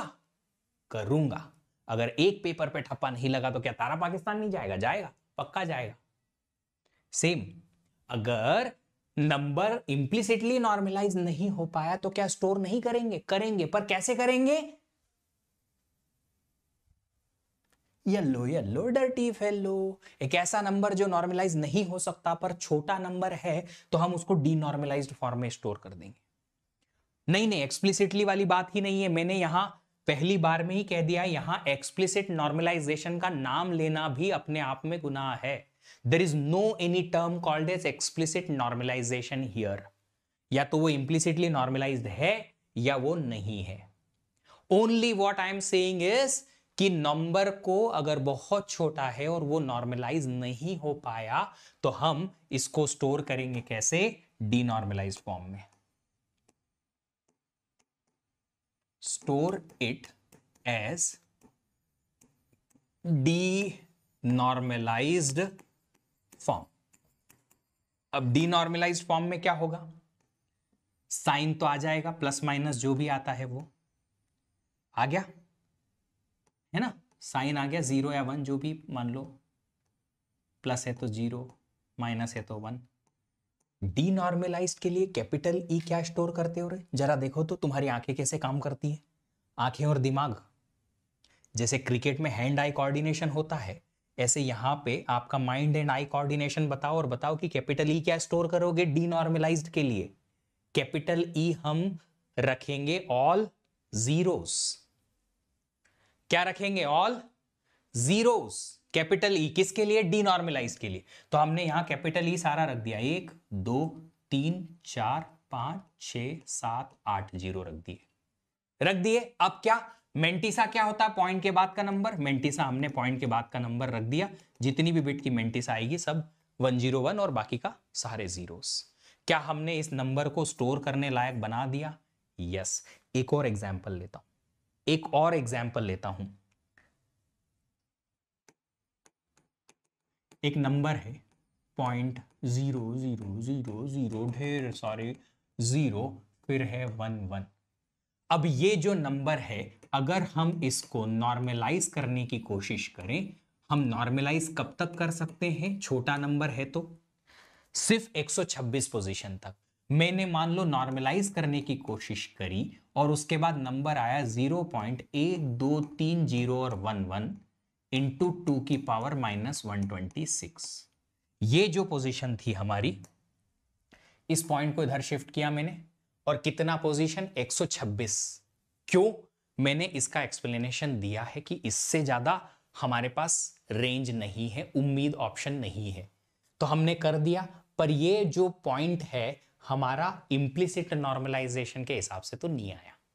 अगर ये इंप्लिसिटली नॉर्मलाइज नहीं हो पाया तो क्या हम इसको स्टोर नहीं करेंगे? फिर से तारा पाकिस्तान जाएगा, गदर 2 बनाएगा, है ना? फिर से सेम चीज की जाएंगे, बिल्कुल जाएंगे और करेंगे, बिल्कुल नंबर स्टोर करेंगे, पर कैसे? अगेन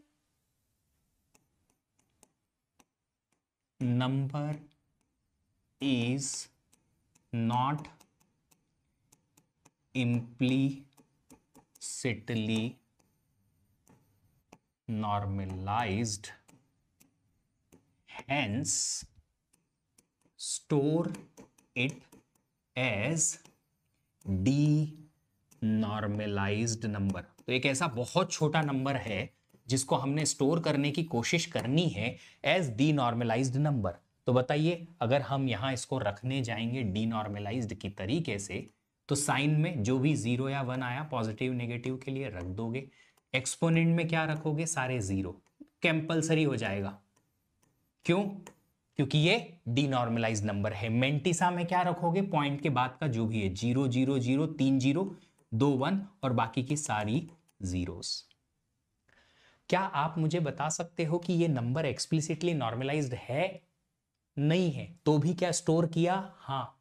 इसीलिए जब भी जो बच्चों ने थोड़ी देर पहले बोला था सर ये तो एक्सप्लिसिटली नॉर्मलाइज्ड है, नहीं बाबू, जरूरी नहीं है कि हमारा पॉइंट के बाद पहली बिट 1 आए, कुछ भी आए, पर अगर नॉन जीरो है हमारे पास मेंटिसा की ये वैल्यू, तो हम नॉन जीरो रख देंगे मेंटिसा की वैल्यू और एक्सपोनेंट को सारा जीरो रख देंगे। इसे कहते हैं ऐसा नंबर जो कि नॉर्मलाइज नहीं हो सकता, बहुत छोटा है। हमारी रेंज में नॉर्मलाइज करने के लिए गए तो रेंज का लिमिट आ जाएगा, तो भी ये नंबर का पॉइंट 1 के बाद नहीं आ पाएगा, तो फिर उस नंबर को हम एज डी नॉर्मलाइज नंबर फिर भी सेव कर सकते हैं। ये बहुत छोटा नंबर है जो कन्वेंशनल के हिसाब से हम स्टोर नहीं कर पाते, बट यहां कर पाएंगे। क्यों? क्योंकि ये इन लोगों ने एक्सपोनेंट ऑल जीरो को प्रिजर्व किया हुआ है।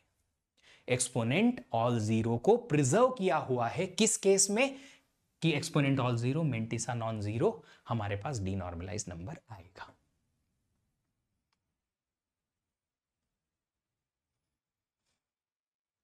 तो डीनॉर्मलाइज नंबर क्या है? डेफिनेशन पढ़ो एक बार, सबसे ऊपर ऊपर जो व्हाइट में लिखा है, a very very small number which can not be implicitly normalized. क्या आपको ये बात पल्ले पड़ी या नहीं पड़ी?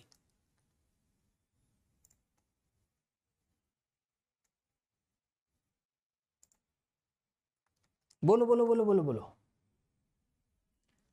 पड़ गई? थोड़ी कुछ समझ में आ गई है ना? अब हम यहां पे देखेंगे, कहां गया भाई वैल्यू का फॉर्मूला? गया, कोई बात नहीं। वैल्यू का फॉर्मूला, अगर हमें ये एक नंबर दे दिया, साइन है, एक्सपोनेंट है, मेंटिसा है, और इसकी मुझे वैल्यू निकालनी है, कैपिटल ई कैपिटल एम को देख के मुझे समझ में आया कि ये नंबर इंप्लिसिटली नॉर्मलाइज्ड है, तो वैल्यू कैसे निकलेगी? जो कल का हमारा फॉर्मूला हमने बनाया था वो यहां भी काम करेगा, सेम टू सेम, कि पहले साइन हैंडल कर लो -1 की पावर s से, फिर मेंटिसा जो बनेगा 1 पॉइंट मेंटिसा बनेगा क्योंकि इंप्लिसिट नॉर्मलाइज्ड है, इनटू 2 की पावर कैपिटल ई जो भी है माइनस बायस। सिंगल प्रिसीजन में बायस 127 127 होता है, डबल प्रिसीजन में 1023 होता है। थोड़ी थोड़ी थोड़ी थोड़ी, चलो थोड़ी से भी ज्यादा आएगी। यहां एक्सप्लिसिट की बात इसलिए नहीं हो रही क्योंकि किसी भी इंप्लीमेंटेशन में सिर्फ एक ही नॉर्मलाइजेशन यूज होता है और यहां पे हमने इंप्लिसिट नॉर्मलाइजेशन यूज किया हुआ है, तो फिर एक्सप्लिसिट की बात नहीं करेंगे। एक्सप्लिसिट नॉर्मलाइजेशन यहां पे कभी होता ही नहीं है।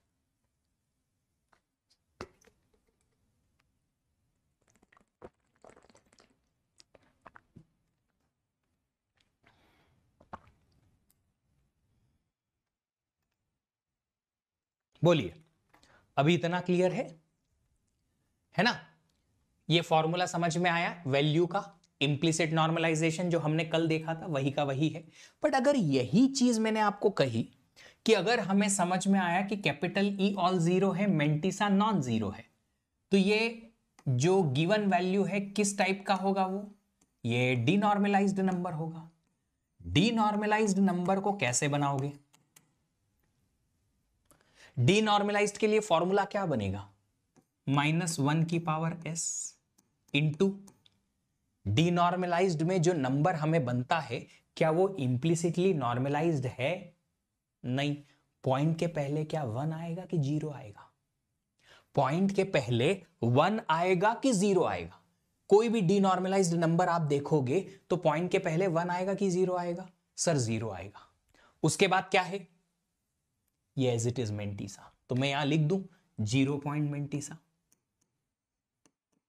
इंटू 2 की पावर वॉट, इंटू 2 की पावर वॉट। 2 की पावर क्या लिखूं मैं? क्या कैपिटल ई माइनस बायस लिखना पड़ेगा यहां? Should I right this only? नहीं। क्यों? जब डीनॉर्मलाइज्ड नंबर आया था, आप देखिए जरा, हमने क्या कैपिटल ई को -126 ओरिजिनल एक्सपोनेंट प्लस हमारा बायस करके लिखा क्या? नहीं। हमारे पास यहां सारे जीरो हमने स्पेशली स्टोर कराए, ये जान के कि ये नंबर तो डीनॉर्मलाइज्ड है, हमें उसके लिए ऑल जीरो लिखना पड़ेगा। पर ये डीनॉर्मलाइज्ड नंबर हमने समझा कैसे? लिमिट तक पहुंच के, कि हमारे पास रेंज का जो 126 आखिरी वैल्यू थी तब तक हमने कोशिश करी, नॉर्मलाइज नहीं हो पाया, तो फिर कैपिटल ई को हमें 0 रख के ये नंबर को ये लिखना पड़ा कि कैपिटल ई हम एक्सप्लिसिटली, मतलब कि जान करके 0 लिख रहे हैं और मेंटिसा नॉन जीरो है, ताकि हमारे सिस्टम को समझ में आए कि ये डीनॉर्मलाइज्ड नंबर है। मतलब इसमें अगर हमने रीड करने की कोशिश करी कि कैपिटल ई ऑल 0 आया, मेंटिसा नॉन जीरो आया, मतलब कि ये डीनॉर्मलाइज्ड नंबर है, एक्सपोनेंट जो हमारा नंबर में था वो बाउंड्री पे पहुंचेगा। तो बाउंड्री पे अगर पहुंच गया तो क्या लिखूंगा मैं यहां पे? -126, -126। अच्छा, इसकी जगह पे अगर डबल प्रिसीजन वाला होता तो? This is for single precision ना,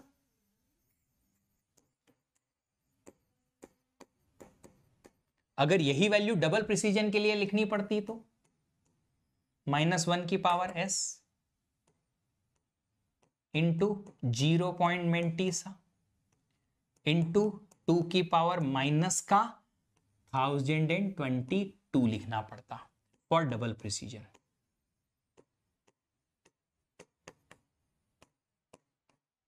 थाउजेंड 23 हमारे पास वहां बायस होता है, उससे एक छोटा। अरे अरे अरे 254 नहीं भैया, 11 बिट का होता है ना एक्सपोनेंट, वहां 1022 आता। ये हमने नंबर माइनस बायस एक्सेट्रा क्यों नहीं लिखा, क्योंकि जब हमारे पास स्टोरेज की भी बात आई थी तो देखो मैंने यहां कोई इसमें ओरिजिनल एक्सपोनेंट में बायस ऐड करके कैपिटल ई नहीं बनाया था, कैपिटल ई डायरेक्टली जीरो लिखा था, ये दर्शाने के लिए कि ये डीनॉर्मलाइज्ड नंबर है। फॉर्मूला समझ में आ गया?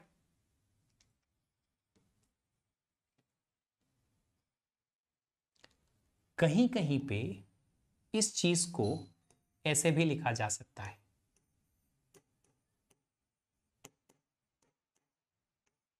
माइनस का बायस -1। बायस अगर 127 है तो माइनस का 126, बायस अगर 1023 है तो माइनस का 1022। गणित के हिसाब से समझ में आ जाएगा। सिंगल प्रिसीजन के लिए बायस 127 है, -1 करो 126 माइनस का, बायस 1023 है, -1 करो 1022 माइनस का। कोई तकलीफ है इस चीज को ऐसे लिखने में? तो फॉर्मूला जो है हमारा ऐसा भी बन सकता है। ऐसे ट्रिकी क्वेश्चन बनते हैं। कौन सा ट्रिकी है ये? ट्रिकी नहीं है, ये सीधी सीधी बात है, खाली हम एक्सप्लेनेशन जो है उसको समझने की कोशिश कर रहे हैं कि ये डीनॉर्मलाइज्ड नंबर है क्या या नॉर्मलाइज्ड नंबर है क्या। ये बेसिक कंसेप्ट्स थे जो हम सीख रहे थे। चलिए अब सारी चीजें यहां क्लियर हो गई हमारी। जीरो, इंफिनिटी, ये तो स्पेशल केस हो गया। नॉट अ नंबर देख लिया, डीनॉर्मलाइज्ड देख लिया, ये तो हम कल से ही देखते आ रहे हैं, नॉर्मलाइजेशन तो वही है। Sir I asked will come और नॉट, मैं वही कह रहा हूं कि यहां ट्रिक है ही नहीं, it is just the concept I am doing, और कुछ क्वेश्चन है नहीं। ये जो मैंने यहां फॉर्मूला लिखा है ये किसी ने किसी बुक में देखा है, मैंने इसलिए बोल रहा हूं कि कोई बुक में अगर ऐसा देखने मिल जाए तो आप इसे घबराना मत, सर ने तो -126 लिखा है, यहाँ पे कुछ तो ऐसा लिखा है, ये क्या है, कोई समझा सकता है? ग्रुप में पोस्ट करोगे, फिर किसी को और समझ नहीं आएगा, वो भी कंफ्यूज होगा, तुम भी कंफ्यूज, वो भी कंफ्यूज्ड। चलो आओ दोनों मिलके और गरबा करते हैं, और कुछ नहीं तो गरबा तो कर ही सकते हैं, है ना। चलिए क्वेश्चन समझते हैं। क्वेश्चन जो हमने देखा वही है जो हमने कल देखा था, वैसे के वैसे ही क्वेश्चन आज भी करने हैं, कुछ और एक लेवल ऊपर वाले भी करने हैं। The value of a float type variable is represented using single precision 32-bit floating point format of IEEE standard that uses 1 bit of sign, 8 bit of biased exponent। पता है हमें 23 bit of Mantissa। ये पहले के question में देते थे gate में, अब नहीं देते कि कितनी बिट एक्सपोनेंट में कितनी मेंटिसा में, नहीं देते, डायरेक्टली बस सिंगल प्रिसीजन IEEE बोलते हैं। अ float type variable x is assigned the decimal value this, representation of x in hexadecimal notation is. ऐसा का ऐसा क्वेश्चन हमने कल 2 या आई गेस 3 सॉल्व किया है, सेम टू सेम जो कल सॉल्व किया था आज भी वही करना है। कल मैंने रजिस्टर दिया, एक्सपोनेंट दिया, बायस दिया, सब दिया था, आज नहीं है क्योंकि ये स्टैंडर्ड है, वो हमें दिमाग में याद रखना है। चलिए तो पहले तो ये फॉर्मेट हम बना लेते हैं। साइन के लिए 1 बिट, एक्सपोनेंट के लिए 8 बिट, और मोंटी के लिए 23 बिट। नंबर क्या है? माइनस का 27.625। ऑफ कोर्स ये डेसिमल है, अगर ये माइनस का है तो साइन क्या आएगा? 1 आएगा। इतना तो समझ में आया। तो साइन हमने रख लिया 1, ग्रीन कलर रख लेते हैं, साइन 1 है ना, हो गया 1 साइन। चलिए अब आगे बढ़ते हैं, फिर इस नंबर को लेते हैं 27.625। ये डेसिमल में है, इसको पहले क्या कन्वर्ट कराएंगे? बाइनरी में। यही सब कुछ हमने कल देखा है, सेम टू सेम प्रोसीजर है कल वाली। इसको बाइनरी में कन्वर्ट कराओ, 27 होता है 24 और 3, तो ये 16 और 8 24, 4 नहीं आएगा और 3, ये आ गया 27, है ना। 31 में से 4 गए तो 27, बिल्कुल। 625 क्या होगा? 0.5 तो आ गया, 0.25 नहीं आएगा, 0.125 आ गया, ये रहा 625। अगर आप लोगों को ये कन्वर्जन करने में दिक्कत है ना, मैंने कहा था YouTube पे सर्च करो प्री रिक्विजिट्स ऑफ सीओए। आपको 2 लेक्चर मिलेंगे, दोनों लेक्चर आपको सफिशिएंट होंगे ये नंबर कन्वर्जन के लिए आराम से। प्री रिक्विजिट्स ऑफ सीओए, चेहरा याद रखना, मिल जाएगा। ठीक है, चलो समझो, ये आ गया बाइनरी का नंबर। अब बाइनरी के नंबर को हमें क्या करना पड़ेगा? नॉर्मल सा नंबर दिख रहा है तो इंप्लिसिट नॉर्मलाइज करने की कोशिश करनी पड़ेगी। करो।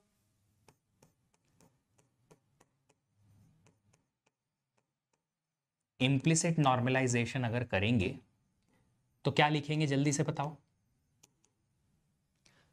इंप्लिसिट नॉर्मलाइजेशन करने के बाद इसको क्या लिखेंगे? पॉइंट को 1 के बाद शिफ्ट करेंगे यहां पे। 1.1 2 3 4 5 6 7 इंटू 2 की पावर व्हाट, 1 2 3 4 पोजीशन उधर शिफ्ट किया है लेफ्ट में, छोटा बनाया है। ये नंबर बड़ा था, इसको छोटा बनाया है तो बड़े नंबर से मल्टीप्लाई कर दिया। 2.4 हो गया, 2.4 मिल गया। अब यहां से हमारे ओरिजिनल एक्सपोनेंट और बाकी की सारी चीजें निकल जाएंगी। बताइए ओरिजिनल एक्सपोनेंट क्या आया? 4। कैपिटल ई क्या बनेगा? 4 प्लस 22। 22 127 है सिंगल प्रिसीजन में, क्वेश्चन में मेंशन नहीं है बट स्टैंडर्ड तो यही है, तो याद रखना पड़ेगा। 127 में 4 ऐड किया 131। अगर डेसिमल का 131 है तो बाइनरी का कितनी बिट में? 8 बिट में 131 लिखो। 128 64 32 16 8 4 128 और 3 131, ये हो गया बाइनरी का 131।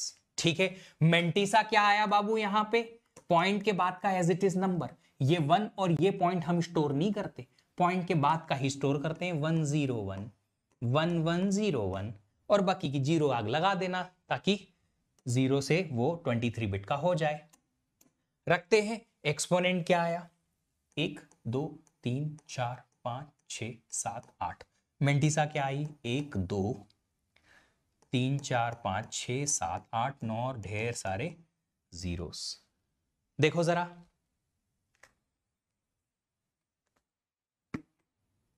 यहां असाइंड का मतलब है एक वेरिएबल बनाया आपने,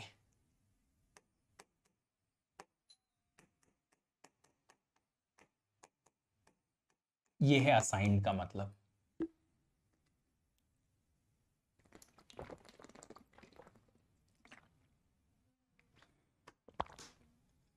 अच्छा, अब देखिए जरा कि क्या ये 32 बिट रहेंगी, 32 बिट टोटल? क्या ये 32 बिट है टोटल?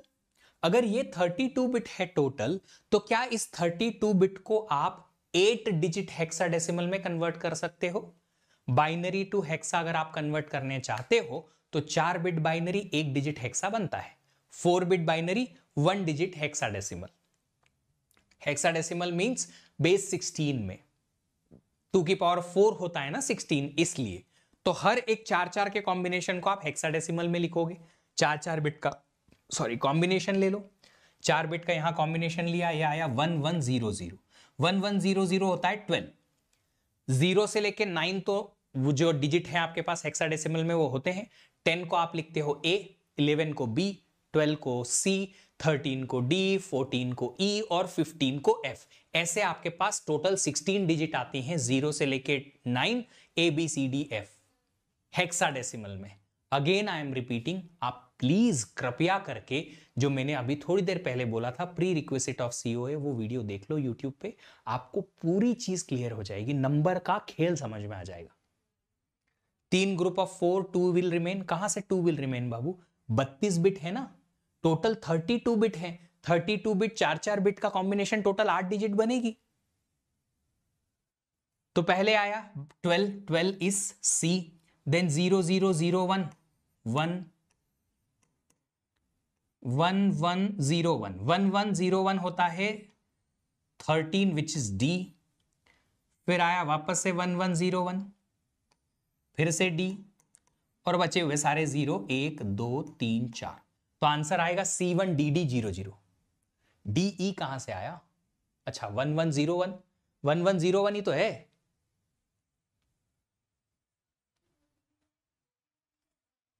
E कहां से आया? D आया। ई होता है 1110, डी होता है 1101। जो आंसर मुझे मिल रहा है वो मिल रहा है सी 1 डी 1 2 3 4। C1DD मिल रहा है मुझे, DE नहीं है। और टोटल 8 डिजिट लिखनी पड़ेगी, 8 8 8 8 8। श्रद्धा जी ये 8 डिजिट लिखनी पड़ेगी टोटल, क्योंकि 32 बिट हैं, ये ढेर सारी जीरो आएगी आगे। टोटल 8 डिजिट हेक्साडेसिमल बनेगा। C1DD is correct. चलिए, अगर C1DD करेक्ट है तो फिर हैशटैग क्वेश्चन में आप बताइए माइनस का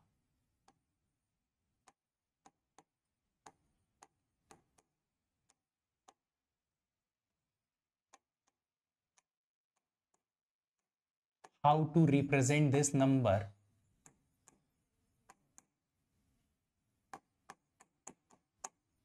IEEE 754 single precision representation।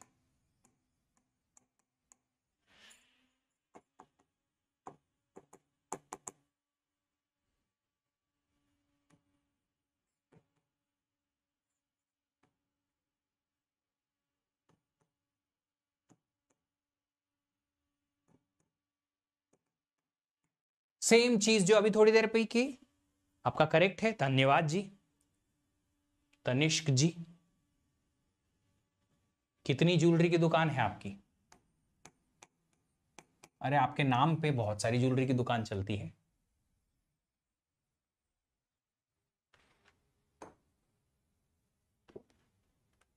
बताइए।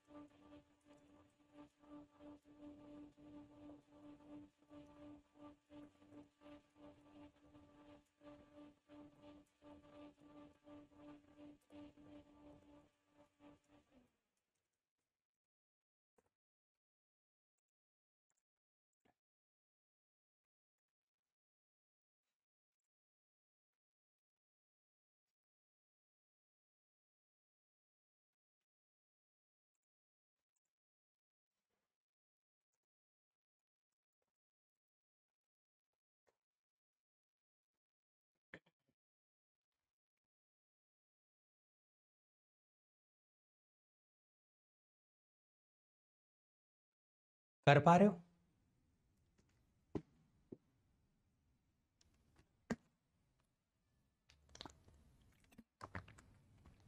अगर 0.25 नहीं समझ में आ रहा है तो 0.01 आएगा इसका बाइनरी। 37.25 का बाइनरी लिख देते हैं हम। 32 के बाद 16, 32 और 5 है ना, तो 8, ये आ गया बाइनरी 0.01 0.25 के लिए, है ना। ये आया C215, C21A, C209। बाकी की 4 जीरो विष्णु कौन खा गया? चाय नाश्ता, वाह क्या नाम है।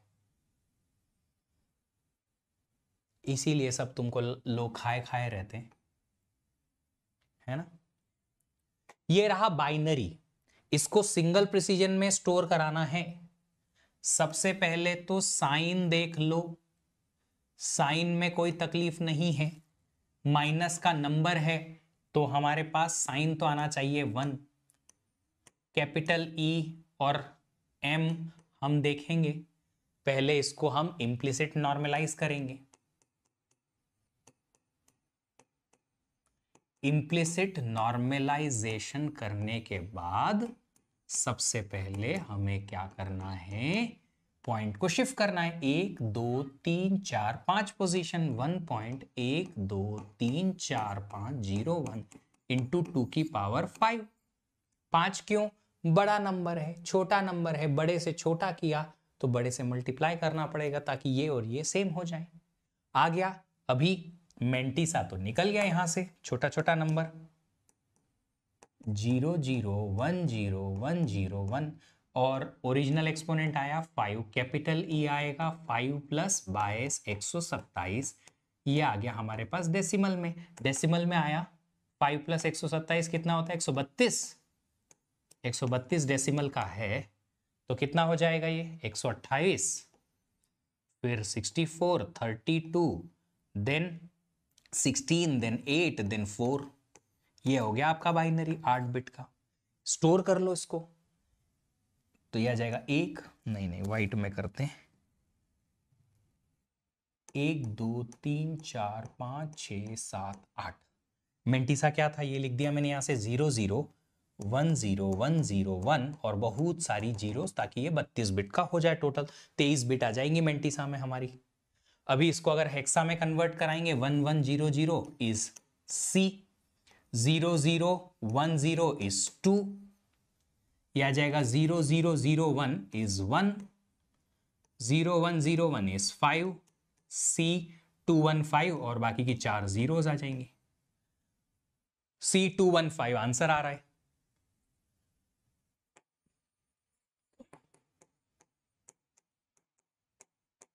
हेक्साडेसिमल का बन जाएगा इस टाइप का क्वेश्चन। अब आपसे क्या इस प्रकार के प्रश्न आपसे अब बन जाएंगे? नेगेटिव है हाँ तो 1 लिखा ना, इसको माइनस में थोड़ी लिखेंगे, ये साइन 1 लिखा है तो नेगेटिव समझ में आया ना। स्वतंत्र सिंह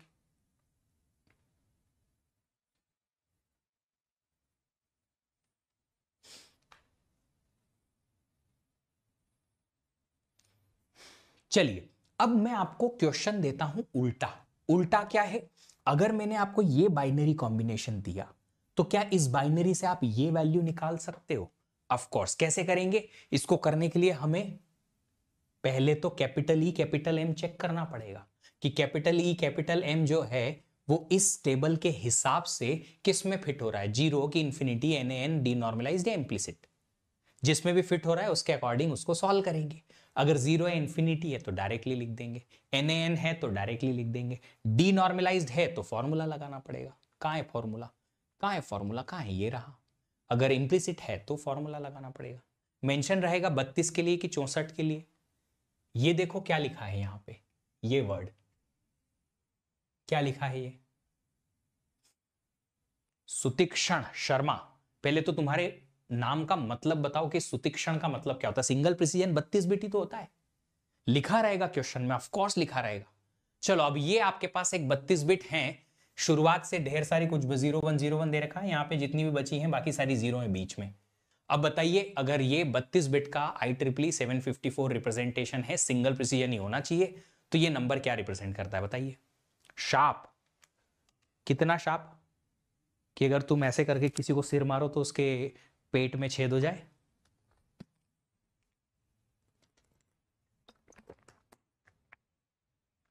चलो चलो चलो ये क्वेश्चन सॉल्व करो जल्दी से, इससे क्या रिप्रेजेंट होगा। पहले तो मुझे ये बताओ कि यहां पे जब आप बिट डिस्ट्रीब्यूट करोगे कितनी बिट किसमें जा रही हैं, मेंटिसा एक्सपोनेंट और एस के हिसाब से आपको क्या बिट पता चल गई? देखो ये एक बिट आई साइन के लिए, 1 2 3 4 5 6 7 8, ये आई एक्सपोनेंट के लिए और यहां से मिला मेंटिसा। अगर नहीं दिख रहा है तो मैंने बता दिया। अब मुझे ये बताओ कि क्या exponent all zero all one है? अगर एक्सपोनेंट सारे जीरो या सारा वन होता तो ये स्पेशल की केस में जाता, नहीं होता तो नॉर्मलाइज्ड, इंप्लिसिटली नॉर्मलाइज्ड।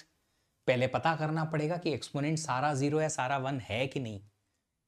अरे मेरे को इसको हेक्साडेसिमल में कन्वर्ट नहीं करना, मेरे को इससे नंबर बनाना है वापस, मुझे इससे नंबर बनाना है वापस।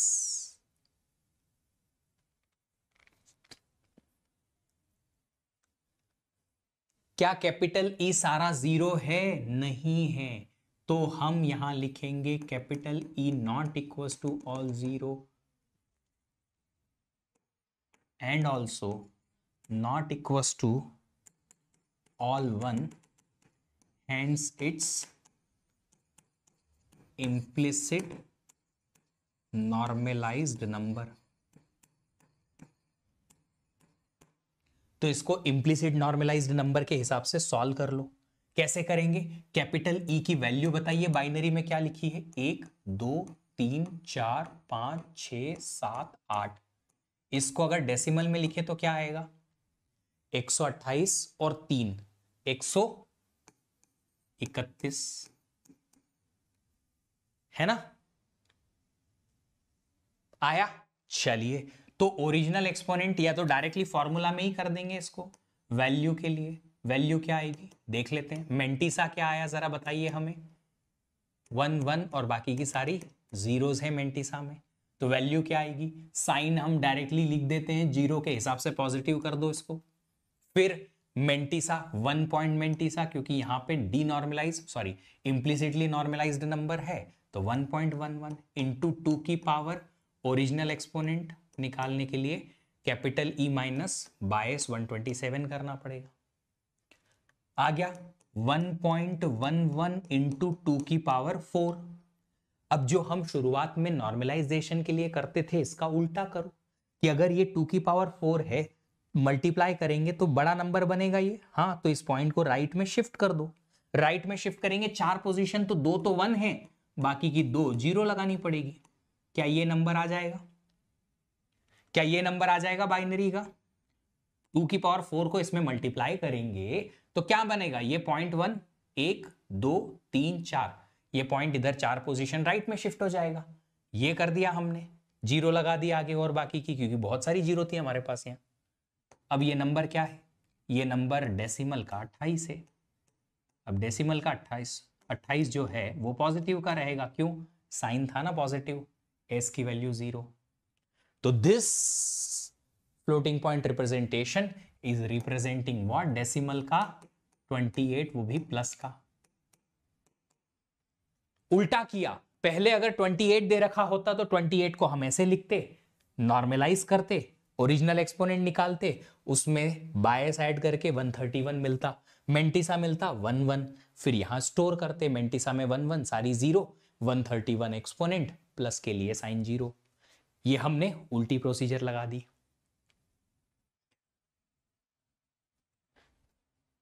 का भैया समझत का नहीं, बूझे के नहीं? सर वापस बताना। क्या बताऊं मैं वापस बाबू? वापस क्या बताऊं? क्या आपको ये चीज समझ में आई थी?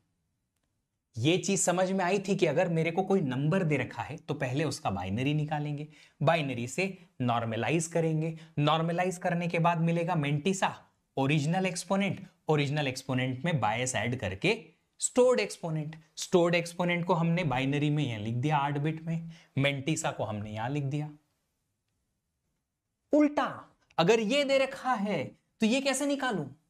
इसके लिए हमने पहले साइन लिया, प्लस माइनस हो गया, एक्सपोनेंट लिया, उसका डेसिमल लिखा। ये एक्सपोनेंट कौन सा है? स्टोर्ड। इसमें बायस्ड है ये, हाँ ऐड है बायस जी, हाँ। तो अगर बायस्ड एक्सपोनेंट 132 है, 132 है, 127 माइनस करेंगे 5 मिलेगा। मेंटिसा ये आया, ये रहा। नंबर कैसे बनेगा? 1 पॉइंट मेंटिसा इंटू 2 की पावर ओरिजिनल एक्सपोनेंट, वही किया यहां पे। कैपिटल ई क्या था? 131। तो ओरिजिनल एक्सपोनेंट क्या आता है?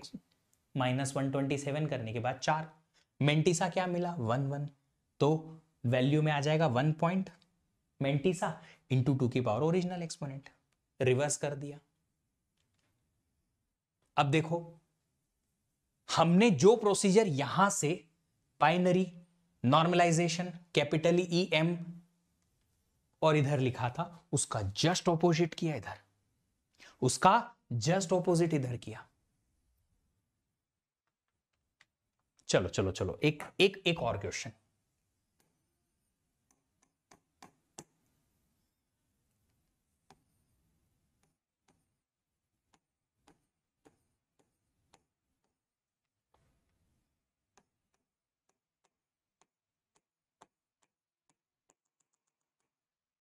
ये है आपके पास सिंगल प्रिसीजन 32 बिट का रिप्रेजेंटेशन। बताइए ये क्या वैल्यू रिप्रेजेंट करता है? जो अभी किया है ना आपने इस नंबर पे, सेम वही करना है, करके बताइए जरा।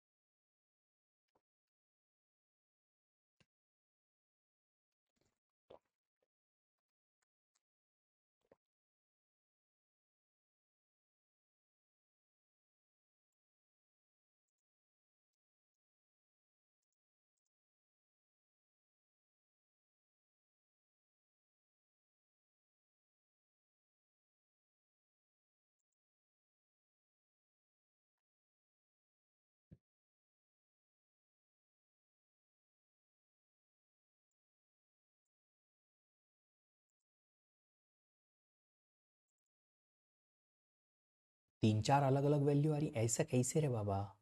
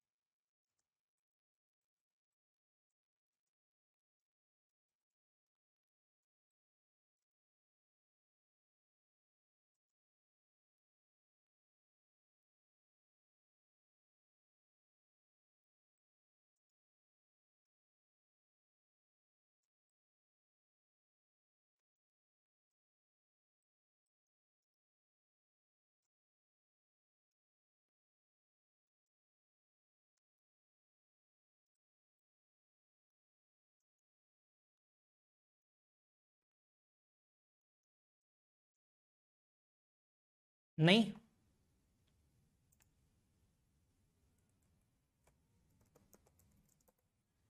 चलिए समझते हैं। वैल्यू आ रही है, नहीं आ रही है, समझ नहीं आ रहा है? अरे आएगी। अगर आप लोगों को अगर आप लोगों को कन्वर्जन में प्रॉब्लम नहीं है बाइनरी एटसेट्रा के, तो ये क्वेश्चन बन जाएंगे। इसीलिए मैं 2-3 दिन से आप लोगों को कह रहा था कोई बात नहीं, अभी भी आपके पास बहुत अच्छे चांसेस हैं। हम क्या करेंगे ना, हम एक चीज करेंगे कि जो मैंने आपको बताया था प्री रिक्विजिट ऑफ सीओए के वीडियोस, ये 2 वीडियो देख लो, यूट्यूब पे हैं, अवेलेबल हैं, मिल जाएंगे। वो वीडियो देखने के बाद ना कन्वर्जन आपको समझ में आएगा, तो ये क्वेश्चन जो है आसान लगने लगेंगे। ये वीडियो फिर से देखिएगा, आपको हर चीज जो है आपके स्मूथ मक्खन की तरह समझ में आने लगेगी। चलो सॉल्यूशन देखते हैं। हम सॉल्यूशन देखेंगे तो s की वैल्यू तो आई हमारे पास, ये रही 0, मतलब ये पॉजिटिव नंबर है। 1 2 3 4 5 6 7 8, ये रहा एक्सपोनेंट, कैपिटल ही आया 1 2 3 4 5 6 7 और 8 बाइनरी का। ये डेसिमल का क्या होगा, 128 और 2 130, 130 डेसिमल का आया। तो आ गया, इसको कैपिटल ई से स्मॉल ई बनाएंगे अगर हम यहाँ, या फॉर्मूला में जहां भी बनाना चाहो बना सकते हो। मेंटी सा आया बचा हुआ ये वैल्यू। वैल्यू कैसे लिखेंगे? एक तो कैपिटल ई वन सारे जीरो नहीं है, तो ये इम्प्लिसिटली नॉर्मलाइज्ड नंबर है। हम इम्प्लिसिटली नॉर्मलाइज लिखेंगे 1.10101 इंटू 2 की पावर कैपिटल ई माइनस 22, लिख दिया। अब यहां मिलेगा 1.1234 इंटू 2 की पावर 3, 3 बिट इधर शिफ्ट कर दो, इसको पॉइंट को 110.01 आ गया। 1101 जो है डेसिमल के हिसाब से अगर देखा जाए कन्वर्टर करके तो 13 आएगा, 0.01 आएगा 0.25। ये आ गया हमारा आंसर। प्लस का, जी हाँ, क्योंकि साइन हमने पॉजिटिव लिया हुआ था, तो हमारे पास जो आंसर आएगा ये रहा।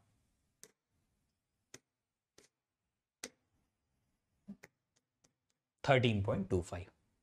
मेरे पॉइंट के बाद प्रॉब्लम हो रहे, प्रॉब्लम जी बेटा जी, कोई बात नहीं, एक काम करो, जो मैंने आपको 2 वीडियोस जो बोले हैं आप प्लीज देख लो। यूट्यूब पे ओपन करो, यूट्यूब ओपन करो, लिखिएगा pre requisites of COA, 2 video मिलेंगे आपको, जो कन्वर्जन है आसानी से समझ में आ जाएगा।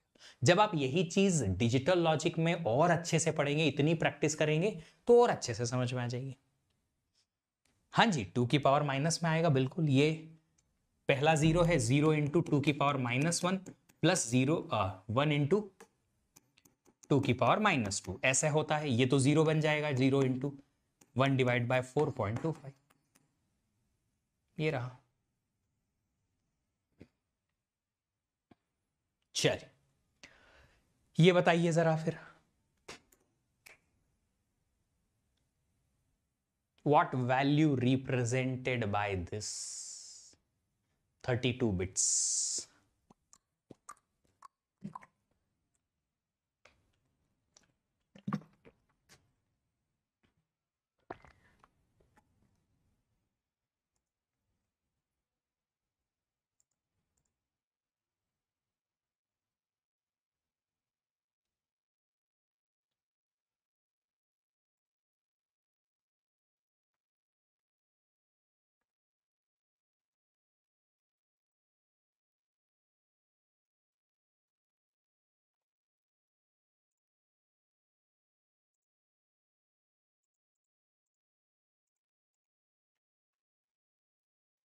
ये चीख चीख के सारी चीजें सबको नहीं बतानी है, अपना आंसर निकालना है। सबको बताओगे तो सब जो भूल भी गया होगा या ध्यान भी नहीं दे रहा होगा वो भी देखेगा, अरे हाँ हाँ ये तो ये है, ओ हो। ये लिखना थोड़ी है। जे टेबल जो है इसका स्क्रीनशॉट फोटोग्राफ ले लो, रेफरेंस के लिए काम आएगी। विष्णु सिम्हा जी, एक बार इस टेबल को देख के जरा जरा बताओ तो कि नॉट अ नंबर के लिए कैपिटल ई क्या होना चाहिए। हरे हरे कलर में दिख रहा है।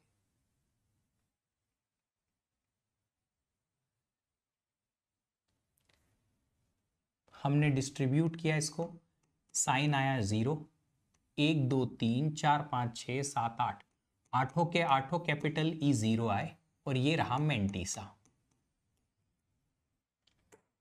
और सर ये कैपिटल ई तो सारे 0 हैं एंड मेंटीसा जो है वो नॉट इक्वल टू 0 है, नॉन 0 है। किसको रिप्रेजेंट करता है? डीनॉर्मलाइज्ड नंबर को। अब डीनॉर्मलाइज्ड अगर नंबर है तो उसकी वैल्यू कैसे निकालेंगे? वैल्यू का फॉर्मूला याद करो।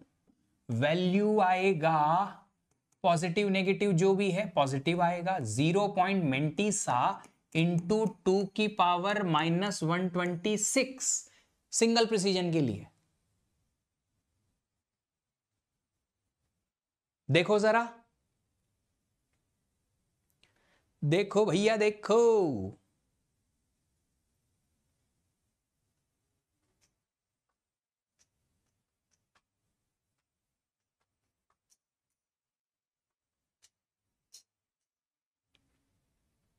यस और नो, ये समझ में आ गई वैल्यू कैसे निकली? इसको और अगर हम सॉल्व करने की कोशिश करें तो हम ऐसा लिख सकते हैं, इस पॉइंट को इधर शिफ्ट करता हूं राइट साइड में मैं, तो 2 पोजीशन राइट साइड शिफ्ट किया, नंबर जो 0.11 था उससे 11.0 बन गया। अब अगर 11.0 बना, 2 पोजीशन इधर राइट में शिफ्ट किया, छोटे को बड़ा बनाया, छोटे को बड़ा बनाया तो छोटे नंबर से मल्टीप्लाई करो, 2 की पावर -2, 2 की पावर -126 एज इट इज है। 11.0 बाइनरी का है, 11.0 बाइनरी का मतलब 3 इंटू 2 की पावर -2 और -126 ऐड होके -128 बनेगा। ये वैल्यू है हमारे पास, 3 इंटू -2 की पावर -128। ऑप्शंस जो है या तो ये दे रखा होगा, सॉरी ये वाला दे रखा होगा, या ये दे रखा होगा। आप चार में से जो भी ऑप्शन आपका मैचिंग हो कर दीजिएगा आंसर। पर ये बस बताना चाहता था कि हमारे पास अगर ऐसा कुछ आया तो डीनॉर्मलाइज्ड हम रिकॉग्नाइज कर पाए, वरना हमें पता कैसे चलेगा कि ये नंबर डीनॉर्मलाइज था? वरना हमने तो इम्प्लिसिट नॉर्मलाइजेशन से सॉल्व कर दिया और पता नहीं कुछ का कुछ आंसर आ गया, मैच नहीं कर रहा। बड़े आगे, जहां तक मुझे लगता है आप लोग एक बार इस वीडियो को देखोगे ना दोबारा, चीजें जब याद रहने लगेंगी तो आसानी से ये क्वेश्चन सॉल्व हो जाएंगे। चलो अब इसका आंसर बताओ तो जरा। Maximum value represented in IEEE 754 single precision representation. Sir आज फ्लोटिंग पॉइंट का लास्ट क्लास है? जी हां, इतना ही है फ्लोटिंग पॉइंट, कुछ और क्वेश्चंस हम सॉल्व करेंगे, बस हो जाएगा। अगर हमें सबसे बड़ी से बड़ी value floating point single precision में स्टोर करानी है 254, बस एक बार पूरा पढ़ो कि क्या मैंने यहां पे एक्सपोनेंट पूछा है, इस क्वेश्चन में क्या एक्सपोनेंट लिखा है क्या, कि एक्सपोनेंट की मैक्सिमम वैल्यू क्या है, या मेंटिसा की मैक्सिमम वैल्यू क्या, ऐसा लिखा है क्या? यहां पे वैल्यू बोला है, वैल्यू। सबसे बड़ी वैल्यू IEEE 754 सिंगल प्रिसीजन में क्या हो सकती है?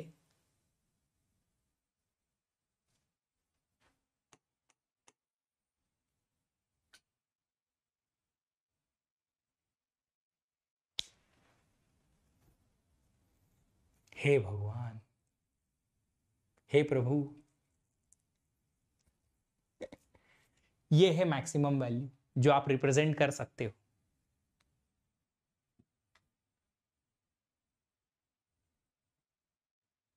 कहां बोला है कि नॉर्मलाइज्ड है, डीनॉर्मलाइज्ड है? कुछ लिखा है लाइन में? कुछ लिखा है लाइन में कि नॉर्मलाइज्ड वैल्यू है कि डीनॉर्मलाइज्ड वैल्यू है? कौन सी? तो मैक्सिमम वैल्यू। तो ये रिप्रेजेंट कर सकता हूं, रिप्रेजेंट करने को बोला है ना। Maximum value represented in IEEE 754 single precision representation is this minimum value. अब बराबरी से उठाना चाहिए तुमको, ऐसे मतलब पानी का ऐसे बाल्टी ढोल देनी चाहिए तुम्हारे, नींद खुले तुम्हें, वो ऊपर नहीं उठाना है, खाली नींद से जगाना है। बताओ, minimum value represented in IEEE 754 single precision is minus infinity, है ना? क्वेश्चन को पढ़ के समझना बहुत जरूरी है, जो पूछा गया है वही आंसर करना है। चलो अब देखो अगला क्वेश्चन है, अब आपको समझ में आएगा, ये पहले ये समझते हैं।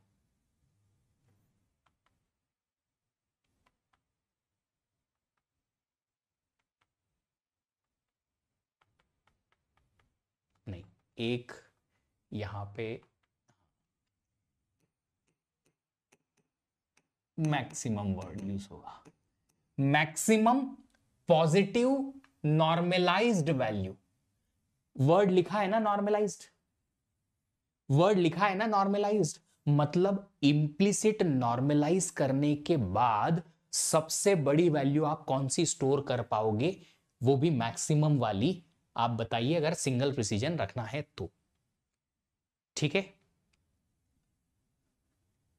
एक एक सर एक क्वेश्चन है, अगर इंफिनिटी सिर्फ एक कंसेप्ट है अनडिफाइंड के लिए, तो इंफिनिटी एग्जैक्टली में यहां क्या है? It's just a concept, it is representation of infinity number which is not a number, it is just a concept, mathematical concept.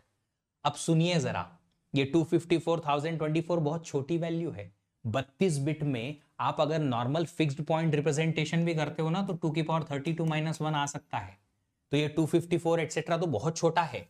समझिए मैक्सिमम वैल्यू क्या आ सकती है। मैक्सिमम वैल्यू रखने के लिए हम क्या करेंगे, यहां पे इस कंसेप्ट को समझेंगे, साइन, एक्सपोनेंट और मेंटीसा। हम यहां अगर पॉजिटिव की बात करते हैं तो साइन क्या आना चाहिए? 0 फॉर पॉजिटिव, क्योंकि ये मैक्सिमम की बात कर रहे हैं इसलिए। अगर यहां पॉजिटिव वर्ड नहीं भी रहता इस क्वेश्चन में, तो भी मेरे पास साइन 0 ही रखना पड़ता। क्यों यार? बड़ा वैल्यू चाहिए ना, तो पॉजिटिव ही होगा ना, बड़ा तो, नेगेटिव तो नहीं होगा। तो ये तो बात हो गई खत्म। अब बताइए कैपिटल ई की वैल्यू में सबसे बड़ी क्या रख सकता हूं? The value of capital E जो सबसे बड़ी हो सकती है वो क्या हो सकती है? कैपिटल ई अगर नॉर्मलाइज्ड रखना है तो सबसे बड़ा कैपिटल ई क्या हो सकता है? वापस I will take back you on this, सबसे बड़ा हो सकता है 254। कैपिटल ई की वैल्यू हो सकती है सबसे बड़ी 254। तो वापस आते हैं और यहां लिखते हैं 1 2 3 4 5 6 7 और एक 0 8, बाइनरी में ये और डेसिमल में 254। चलिए अब बताइए, मेंटीसा अगर मुझे बड़ा से बड़ा रखना है तो क्या रख सकता हूं मैं? What I can keep as mantissa, the biggest one. अगर एक्सपोनेंट सारा 0 या सारा 1 नहीं है तो ये नॉर्मलाइज्ड नंबर हो गया। हाँ, मेंटीसा आप कुछ भी रखो चलेगा, सारे 0 यस, सारे 1 यस, तो सारे 1 रख देता हूं। 1 2 3 4 5 6 7 8 9 10 और सारे के सारे 1। अरे आखिरी 0 रखना जरूरी थोड़ी है, आखिरी 0 मेंटीसा में रखना जरूरी थोड़ी है। मेंटीसा तो कुछ भी हो सकता है, अगेन रटना पड़ेगा। Mantissa can be anything, all 0 yes, all 1 yes, मुझे चाहिए मैक्सिमम तो ऑल 1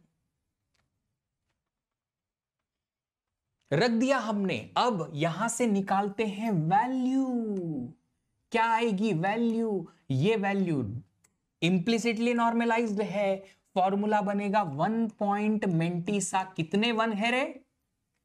अरे ओ बांगड़ू, कितना 1 आया? बांगड़ू मतलब स्टूडेंट को बोलते हैं। कितना 1 आया? 23, 23 1, सारे के सारे मेंटीसा की 23 बिट्स। अब इंटू टू की पावर व्हाट, टू की power capital E minus 22। 1.1234 23 times 1 into two की पावर कितना आ जाएगा ये 127। इसको अगर आप सॉल्व करने बैठो, पॉइंट को इधर शिफ्ट करो, 23 टाइम्स शिफ्ट कर देंगे तो ये 24 1 बन जाएंगे, एक पॉइंट के पहले वाला और बाकी के 23 ये। अगर आपने 23 टाइम्स इधर शिफ्ट किया, इसको छोटे नंबर से बड़ा नंबर बनाया तो छोटे का मल्टीप्लीकेशन, क्या मैं 2 की पावर -23 लिख दूं? स्मॉल ई 150 मैक्स कहां से 150 आया रे बाबू? स्मॉल ई 150 कहां से आया? 127 मैक्स हो सकता है स्मॉल ई। ये आया -23, 2 की पावर 127 तो था ही था। अब क्या, ये आया 24 बार 1, 24 टाइम्स 1 है, 24 टाइम्स 1 की वैल्यू 2 की पावर 24 -1 होती है। अगर आप 3 टाइम्स 1 रखोगे तो ये 7 रिप्रेजेंट करता है, विच इज 2 की पावर 3 -1। तो 24 बार अगर 1 है तो 2 की पावर 24 -1 आ गया। अब इंटू 2 की पावर 23 माइनस का प्लस का 127 कितना हो जाएगा ये 104। ये है मैक्सिमम वैल्यू। देखो 2 की पावर 104, उसमें मल्टीप्लाई किया है आपने 2 पावर 24 -1 को, ये कितना बड़ा वैल्यू है? 255 बता रहे थे मैक्सिमम वैल्यू, है ना सर? 255 1022 मैक्सिमम वैल्यू स्टोर कर सकते हैं, ये है मैक्सिमम वैल्यू।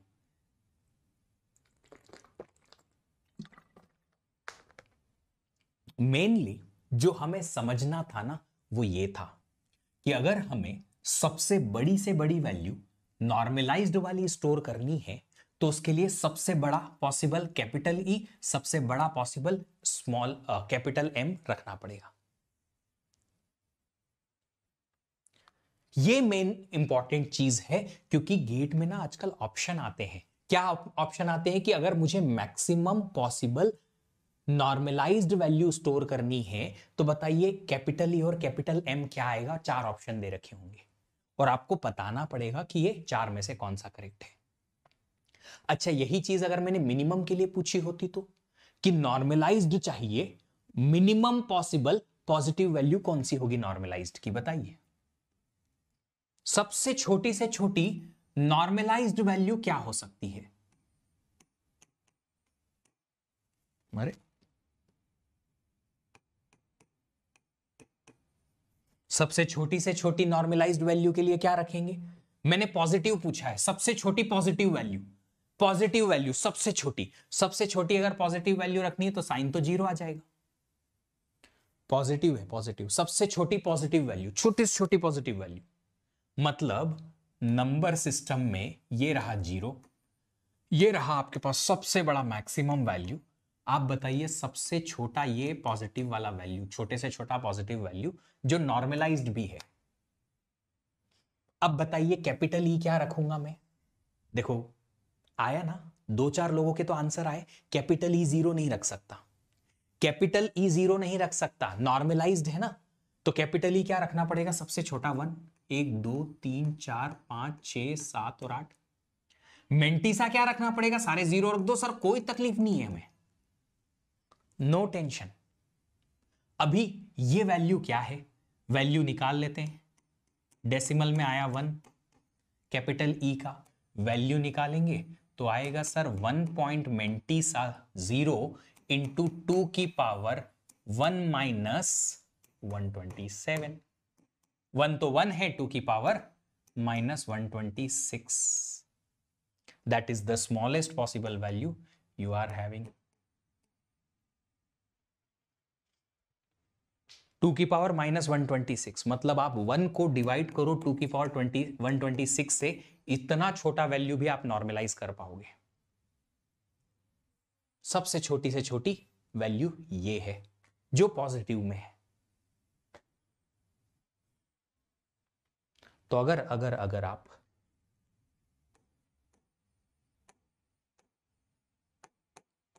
नॉर्मलाइज्ड वैल्यूज का रेंज देखो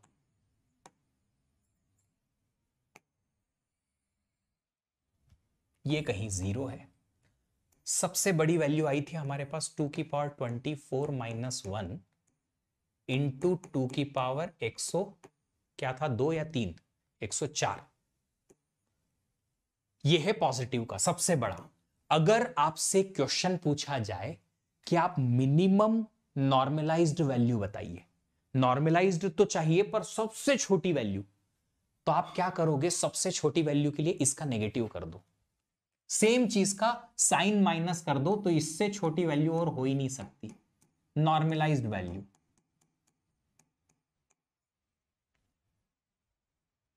ये रहा, इससे छोटी वैल्यू हो ही नहीं सकती। ठीक है, इज दैट क्लियर?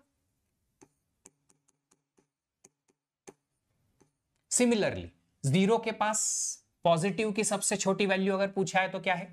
2 की पावर माइनस 126। तो नेगेटिव की सबसे बड़ी से बड़ी वैल्यू क्या होगी? माइनस का 2 की पावर माइनस 126, 0 के नजदीक।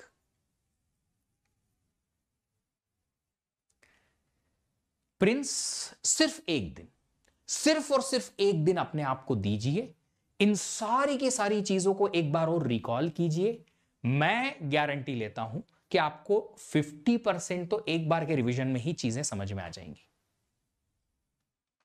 आंसर नहीं बन रहे हैं, इट्स ओके, कल हम फिर से डाउट ले लेंगे, फिर से इस चीज को डिस्कस कर लेंगे। एक बार खाली आज का समझ के और एक बार रिकॉल तो करो। तो मैंने क्या कहा? अगर पॉजिटिव की सबसे बड़ी वैल्यू ये है तो सबसे छोटी वैल्यू नेगेटिव में इसका माइनस। पॉजिटिव की सबसे छोटी से छोटी वैल्यू ये है तो नेगेटिव की सबसे बड़ी से बड़ी वैल्यू जो 0 के पास है इसका नेगेटिव माइनस। मतलब इसमें साइन चेंज कर दो, इसमें साइन चेंज कर दो। सर थोड़ा ऊपर जा रहा है, कोई बात नहीं। सर आपको एक दिन में how many classes will take? मुझे कितनी लेनी होती है ऐसा डिपेंड करता है कितनी होती हैं, 2 3 1 डिपेंड करता है। अभी पेड क्लास में सिर्फ एक क्लास चल रही है, यूट्यूब एंड ऑल पे सेशंस एक्सेट्रा दूसरे चलते रहते हैं। अच्छा अभी आप ये बताइए, अगर हमें डीनॉर्मलाइज्ड मिनिमम चाहिए तो मैक्सिमम के बारे में बात कर लेते हैं पहले। मुझे डीनॉर्मलाइज्ड नंबर चाहिए, वो भी maximum, maximum positive denormalized number. तो क्या स्टोर करेंगे? SEM में सबसे पहले पॉजिटिव सबसे मैक्सिमम है तो 0 ले आओ। एक्सपोनेंट क्या रखेंगे कि ये डीनॉर्मलाइज्ड बने? एक्सपोनेंट क्या रखेंगे कि ये डीनॉर्मलाइज्ड बने? मैक्सिमम एक्सपोनेंट क्या हो सकता है? डीनॉर्मलाइज के लिए एक्सपोनेंट क्या होता है बताइए? सारे 0 होते हैं। स्मिता ने बहुत अच्छा आंसर दिया, 3 4 5 6 7 8, क्योंकि दूसरा कोई ऑप्शन है ही नहीं। मेंटिसा क्या रखूं कि ये बहुत बड़े से बड़ा नंबर बन जाए? What should I keep in mantissa? Non zero रखना ये कंफर्म्ड है, नॉन जीरो रखना है तो सारे 1 रख दो, तो बहुत सारे 1 आ जाएंगे। This is the maximum positive denormalized number. Value निकालो, वैल्यू निकालेंगे तो आएगा 0.मेंटिसा 23 बार 1 इंटू 2 की पावर माइनस 126।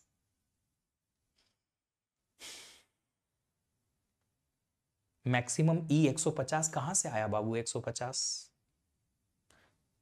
E 150 कैसे आया रे बाबू? करेंगे करेंगे आराम से करेंगे, पहले इसको देख लेते हैं। तो ये क्या होगा? वैल्यू अगर निकालें तो पॉइंट को इधर शिफ्ट करो, 23 टाइम्स 1 है 0.0 इंटू 2 की पावर माइनस 23। छोटे को बड़े में कन्वर्ट किया तो छोटे से मल्टीप्लाई किया ताकि यही वैल्यू प्रिजर्व हो, इंटू 2 की पावर माइनस 126। 23 बार 1 आया क्योंकि पॉइंट के पहले तो एक 0 था। 23 टाइम्स 1 को आप लिखोगे 2 की पावर 23 माइनस 1 इंटू इसको इधर से जोड़ दो माइनस 149। 2 की पावर 23 माइनस 1 इंटू 2 की पावर माइनस 149। ये है सबसे बड़ी से बड़ी डीनॉर्मलाइज्ड वैल्यू, मैक्सिमम पॉजिटिव डीनॉर्मलाइज्ड वैल्यू। अगर इसी को मिनिमम करना है तो, मिनिमम पॉसिबल डीनॉर्मलाइज्ड नंबर बनाना है तो साइन की वैल्यू 0, पॉजिटिव चाहिए तो सबसे छोटा सा वैल्यू चाहिए, एक्सपोनेंट सारे जीरो तो यूं भी होने चाहिए क्योंकि ये डीनॉर्मलाइज्ड है। मेंटिसा सबसे छोटा क्या आ सकता है? What I can keep as mantissa as the smallest possible value। डीनॉर्मलाइज्ड के लिए हमें, मुझे याद है कि हमें एक्सपोनेंट तो रखना है सारा जीरो और मेंटिसा को नॉन जीरो रखना पड़ेगा। नॉन जीरो मतलब कम से कम एक तो वन रखना पड़ेगा। अब एक वन किधर रखूं? सबसे आखिरी में रखेंगे तो ज्यादा फायदा है। सबसे आखिरी में किधर गया भाई? किधर गया? ये तो 1 2 3 4 ढेर सारी जीरो शुरुआत में और आखिरी में एक वन। ये रहेगा मेंटिसा सबसे छोटा डीनॉर्मलाइज्ड वैल्यू। तो वैल्यू कैसे निकालोगे? 0 पॉइंट मेंटिसा इंटू 2 की पावर माइनस 126। अब ये पॉइंट को आपने 23 पोजीशन शिफ्ट किया तब जाके 1.0 आया, इंटू 2 की पावर माइनस 23 पॉइंट इधर शिफ्ट किया ना, ताकि ये सारा वन उधर चले जाए। इसके आगे तो सारे जीरो हैं, 0 0 0 0 0 1.0। 23 टाइम्स या 23 बिट्स हैं 23, 2 की पावर माइनस 23 आ गया, 2 की पावर माइनस 126। अभी 1 तो 1 है, इसको आप लिख सकते हो 2 की पावर माइनस 149, वो भी पॉजिटिव का। ये रही सबसे छोटी से छोटी वैल्यू। चलिए, क्या बोल रहे हो तुम लोग? कौन बोल रहा है? पता नहीं कौन क्या बोल रहा है। चलिए, अब क्या? अब हमारे पास जो कुछ क्वेश्चन हैं, आप एक काम कीजिए, 1 को और -1 को डेसिमल का स्टोर कराने की कोशिश करिए। कैसे कराएंगे? IEEE 754 सिंगल पॉइंट रिप्रेजेंटेशन में, जैसे कि हमने ये कराया था ना, कहाँ गया? ये रहा, 37.25 कराया, 27.625 कराया। ये वैसा ही आप 1 को रिप्रेजेंट कराओ। कैसे कराओगे? ट्राई करना, होमवर्क ले लो, कल सॉल्व कर लेंगे इस क्वेश्चन को। थोड़ा सा आपको भी एक आइडिया हो जाएगा। एक क्वेश्चन होमवर्क का है, दूसरा क्वेश्चन होमवर्क का है, तीसरा क्वेश्चन होमवर्क का है और ये चौथा क्वेश्चन भी होमवर्क का है। 4 क्वेश्चन होमवर्क के हैं और एक और आ गया, ये भी होमवर्क कर लेना। 5 क्वेश्चन इनको डिस्कस कर लेंगे आराम से कल, ठीक है? आराम से टाइम लो। कल का हम starting half an hour 45 minute भी अगर लगता है इस टॉपिक को देने का, कोई चीज जहां अटक जाती है वो क्लियर करने का, I will be taking your questions, your doubts. आज का टाइम लो, इस लेक्चर को दोबारा देखो। कन्वर्जन अगर नहीं आता है तो पहले कन्वर्जन सीखो, अगर वो आ जाता है तो पहले टेबल रट लो। रटना जरूरी है क्योंकि इसके अलावा कोई दूसरा ऑप्शन नहीं है बच्चा लोग। मैं हमेशा इस चीज के अगेंस्ट रहता हूं कि खाली बिना सोचे समझे रट लो, बट ये टेबल ऐसी है, आपको याद रखनी ही पड़ेगी, ऑप्शन नहीं है। कुछ बैकग्राउंड स्टोरी मैंने बता रखी है कि आपको कैसे उसे याद रखना है, बट एक बार याद रख लो। फिर जब आपको अगर फिर भी कोई कंसेप्चुअल क्लैरिटी की जरूरत होगी, tomorrow I will be available, you can ask me the questions कि क्या है वो, है ना? आज का तो अब यही खत्म करते हैं। कल स्टार्टिंग का half an hour 45 minutes homework के क्वेश्चन देख लेंगे, अगर आप लोगों के डाउट्स हैं तो वो देख लेंगे और उसके बाद आईओ ऑपरेशन शुरू कर देंगे तुरंत, है ना? एक्स्ट्रा क्लास होगी वीकेंड पे, जी हाँ। हमारी 2-3 क्लासेस जो पहले मिस हुई हैं उनको कवर अप करने के लिए सैटरडे को तो रेगुलर टाइम रहेगा, संडे को मोस्ट प्रोबेबली सुबह का टाइम हम रखेंगे। कंसेप्ट क्लियर हो जाता है, बट जब न्यू क्वेश्चन देखते हैं तो ये भूल जाते हैं। बेटा जी, उसके लिए प्रैक्टिस करनी पड़ेगी। जितनी हम प्रैक्टिस करेंगे तो नए क्वेश्चन जो है हमें देखे दिखाए लगेंगे और फिर हमें कोई भी क्वेश्चन जो है सॉल्व करने में तकलीफ नहीं होगी, ठीक है? चलिए, तो आज का सेशन हम समाप्त करते हैं। मैं आप लोगों को कल स्टार्टिंग के 45 मिनट और दूंगा इस टॉपिक के लिए। हो सकता है अगर थोड़ा आगे पीछे भी हो जाए तो कोई प्रॉब्लम नहीं है, आप लोग अपनी तरफ से मेहनत करिए। कोई ऐसी चीज जो नहीं समझ में आई है कन्वर्जन से रिलेटेड, तो वो प्री रिक्विजिट वाला वीडियो देख लो। मैं यहां इसलिए नहीं बता रहा हूं क्योंकि मैक्सिमम लोगों को वो पता है, तो मैक्सिमम लोगों के लिए टाइम वेस्ट हो जाएगा और वो इस कोर्स में है भी नहीं, प्री रिक्विजिट है, तो आप डिजिटल लॉजिक में एनीवे पढ़ोगे। तो तो जिसे पता है वो ठीक है, नहीं पता है तो वो वीडियो देख लें, ताकि हम हमारी क्लास का जो इंटरेक्शन वाला टाइम है वो सेव कर पाएं। फिर भी गड़बड़ हो रही है कि नहीं सर ये चीज समझ नहीं आ रही है, तो 5-10 मिनट लेके मैं समझा भी दूंगा, है ना। मिलेंगे आप सब लोगों से। सर अब तो सेल्फ डाउट है कि कुछ समझ भी आए हैं।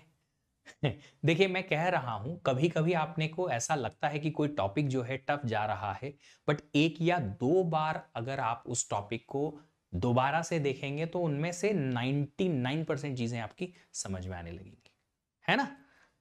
थोड़ा सा टाइम दो, एक्स्ट्रा टाइम दो, होगा, 100% होगा, पक्का होगा। एफर्ट्स में कमी नहीं आनी चाहिए। ये सेल्फ डाउट छोटी छोटी चीजों के लिए नहीं आते। सेल्फ डाउट जो है तब आना चाहिए जब आपने 2-3 साल 4 साल दम लगा के मेहनत की और फिर भी कहीं ना कहीं कमी रहेगी, तो फिर लगना चाहिए कि यार हाँ अभी कैपेबिलिटी में कमी है। मेहनत अभी शुरू ही हुई है तो फिर अभी से क्यों डाउट करना। Okay, thank you so much, have a great day, thank you, bye bye.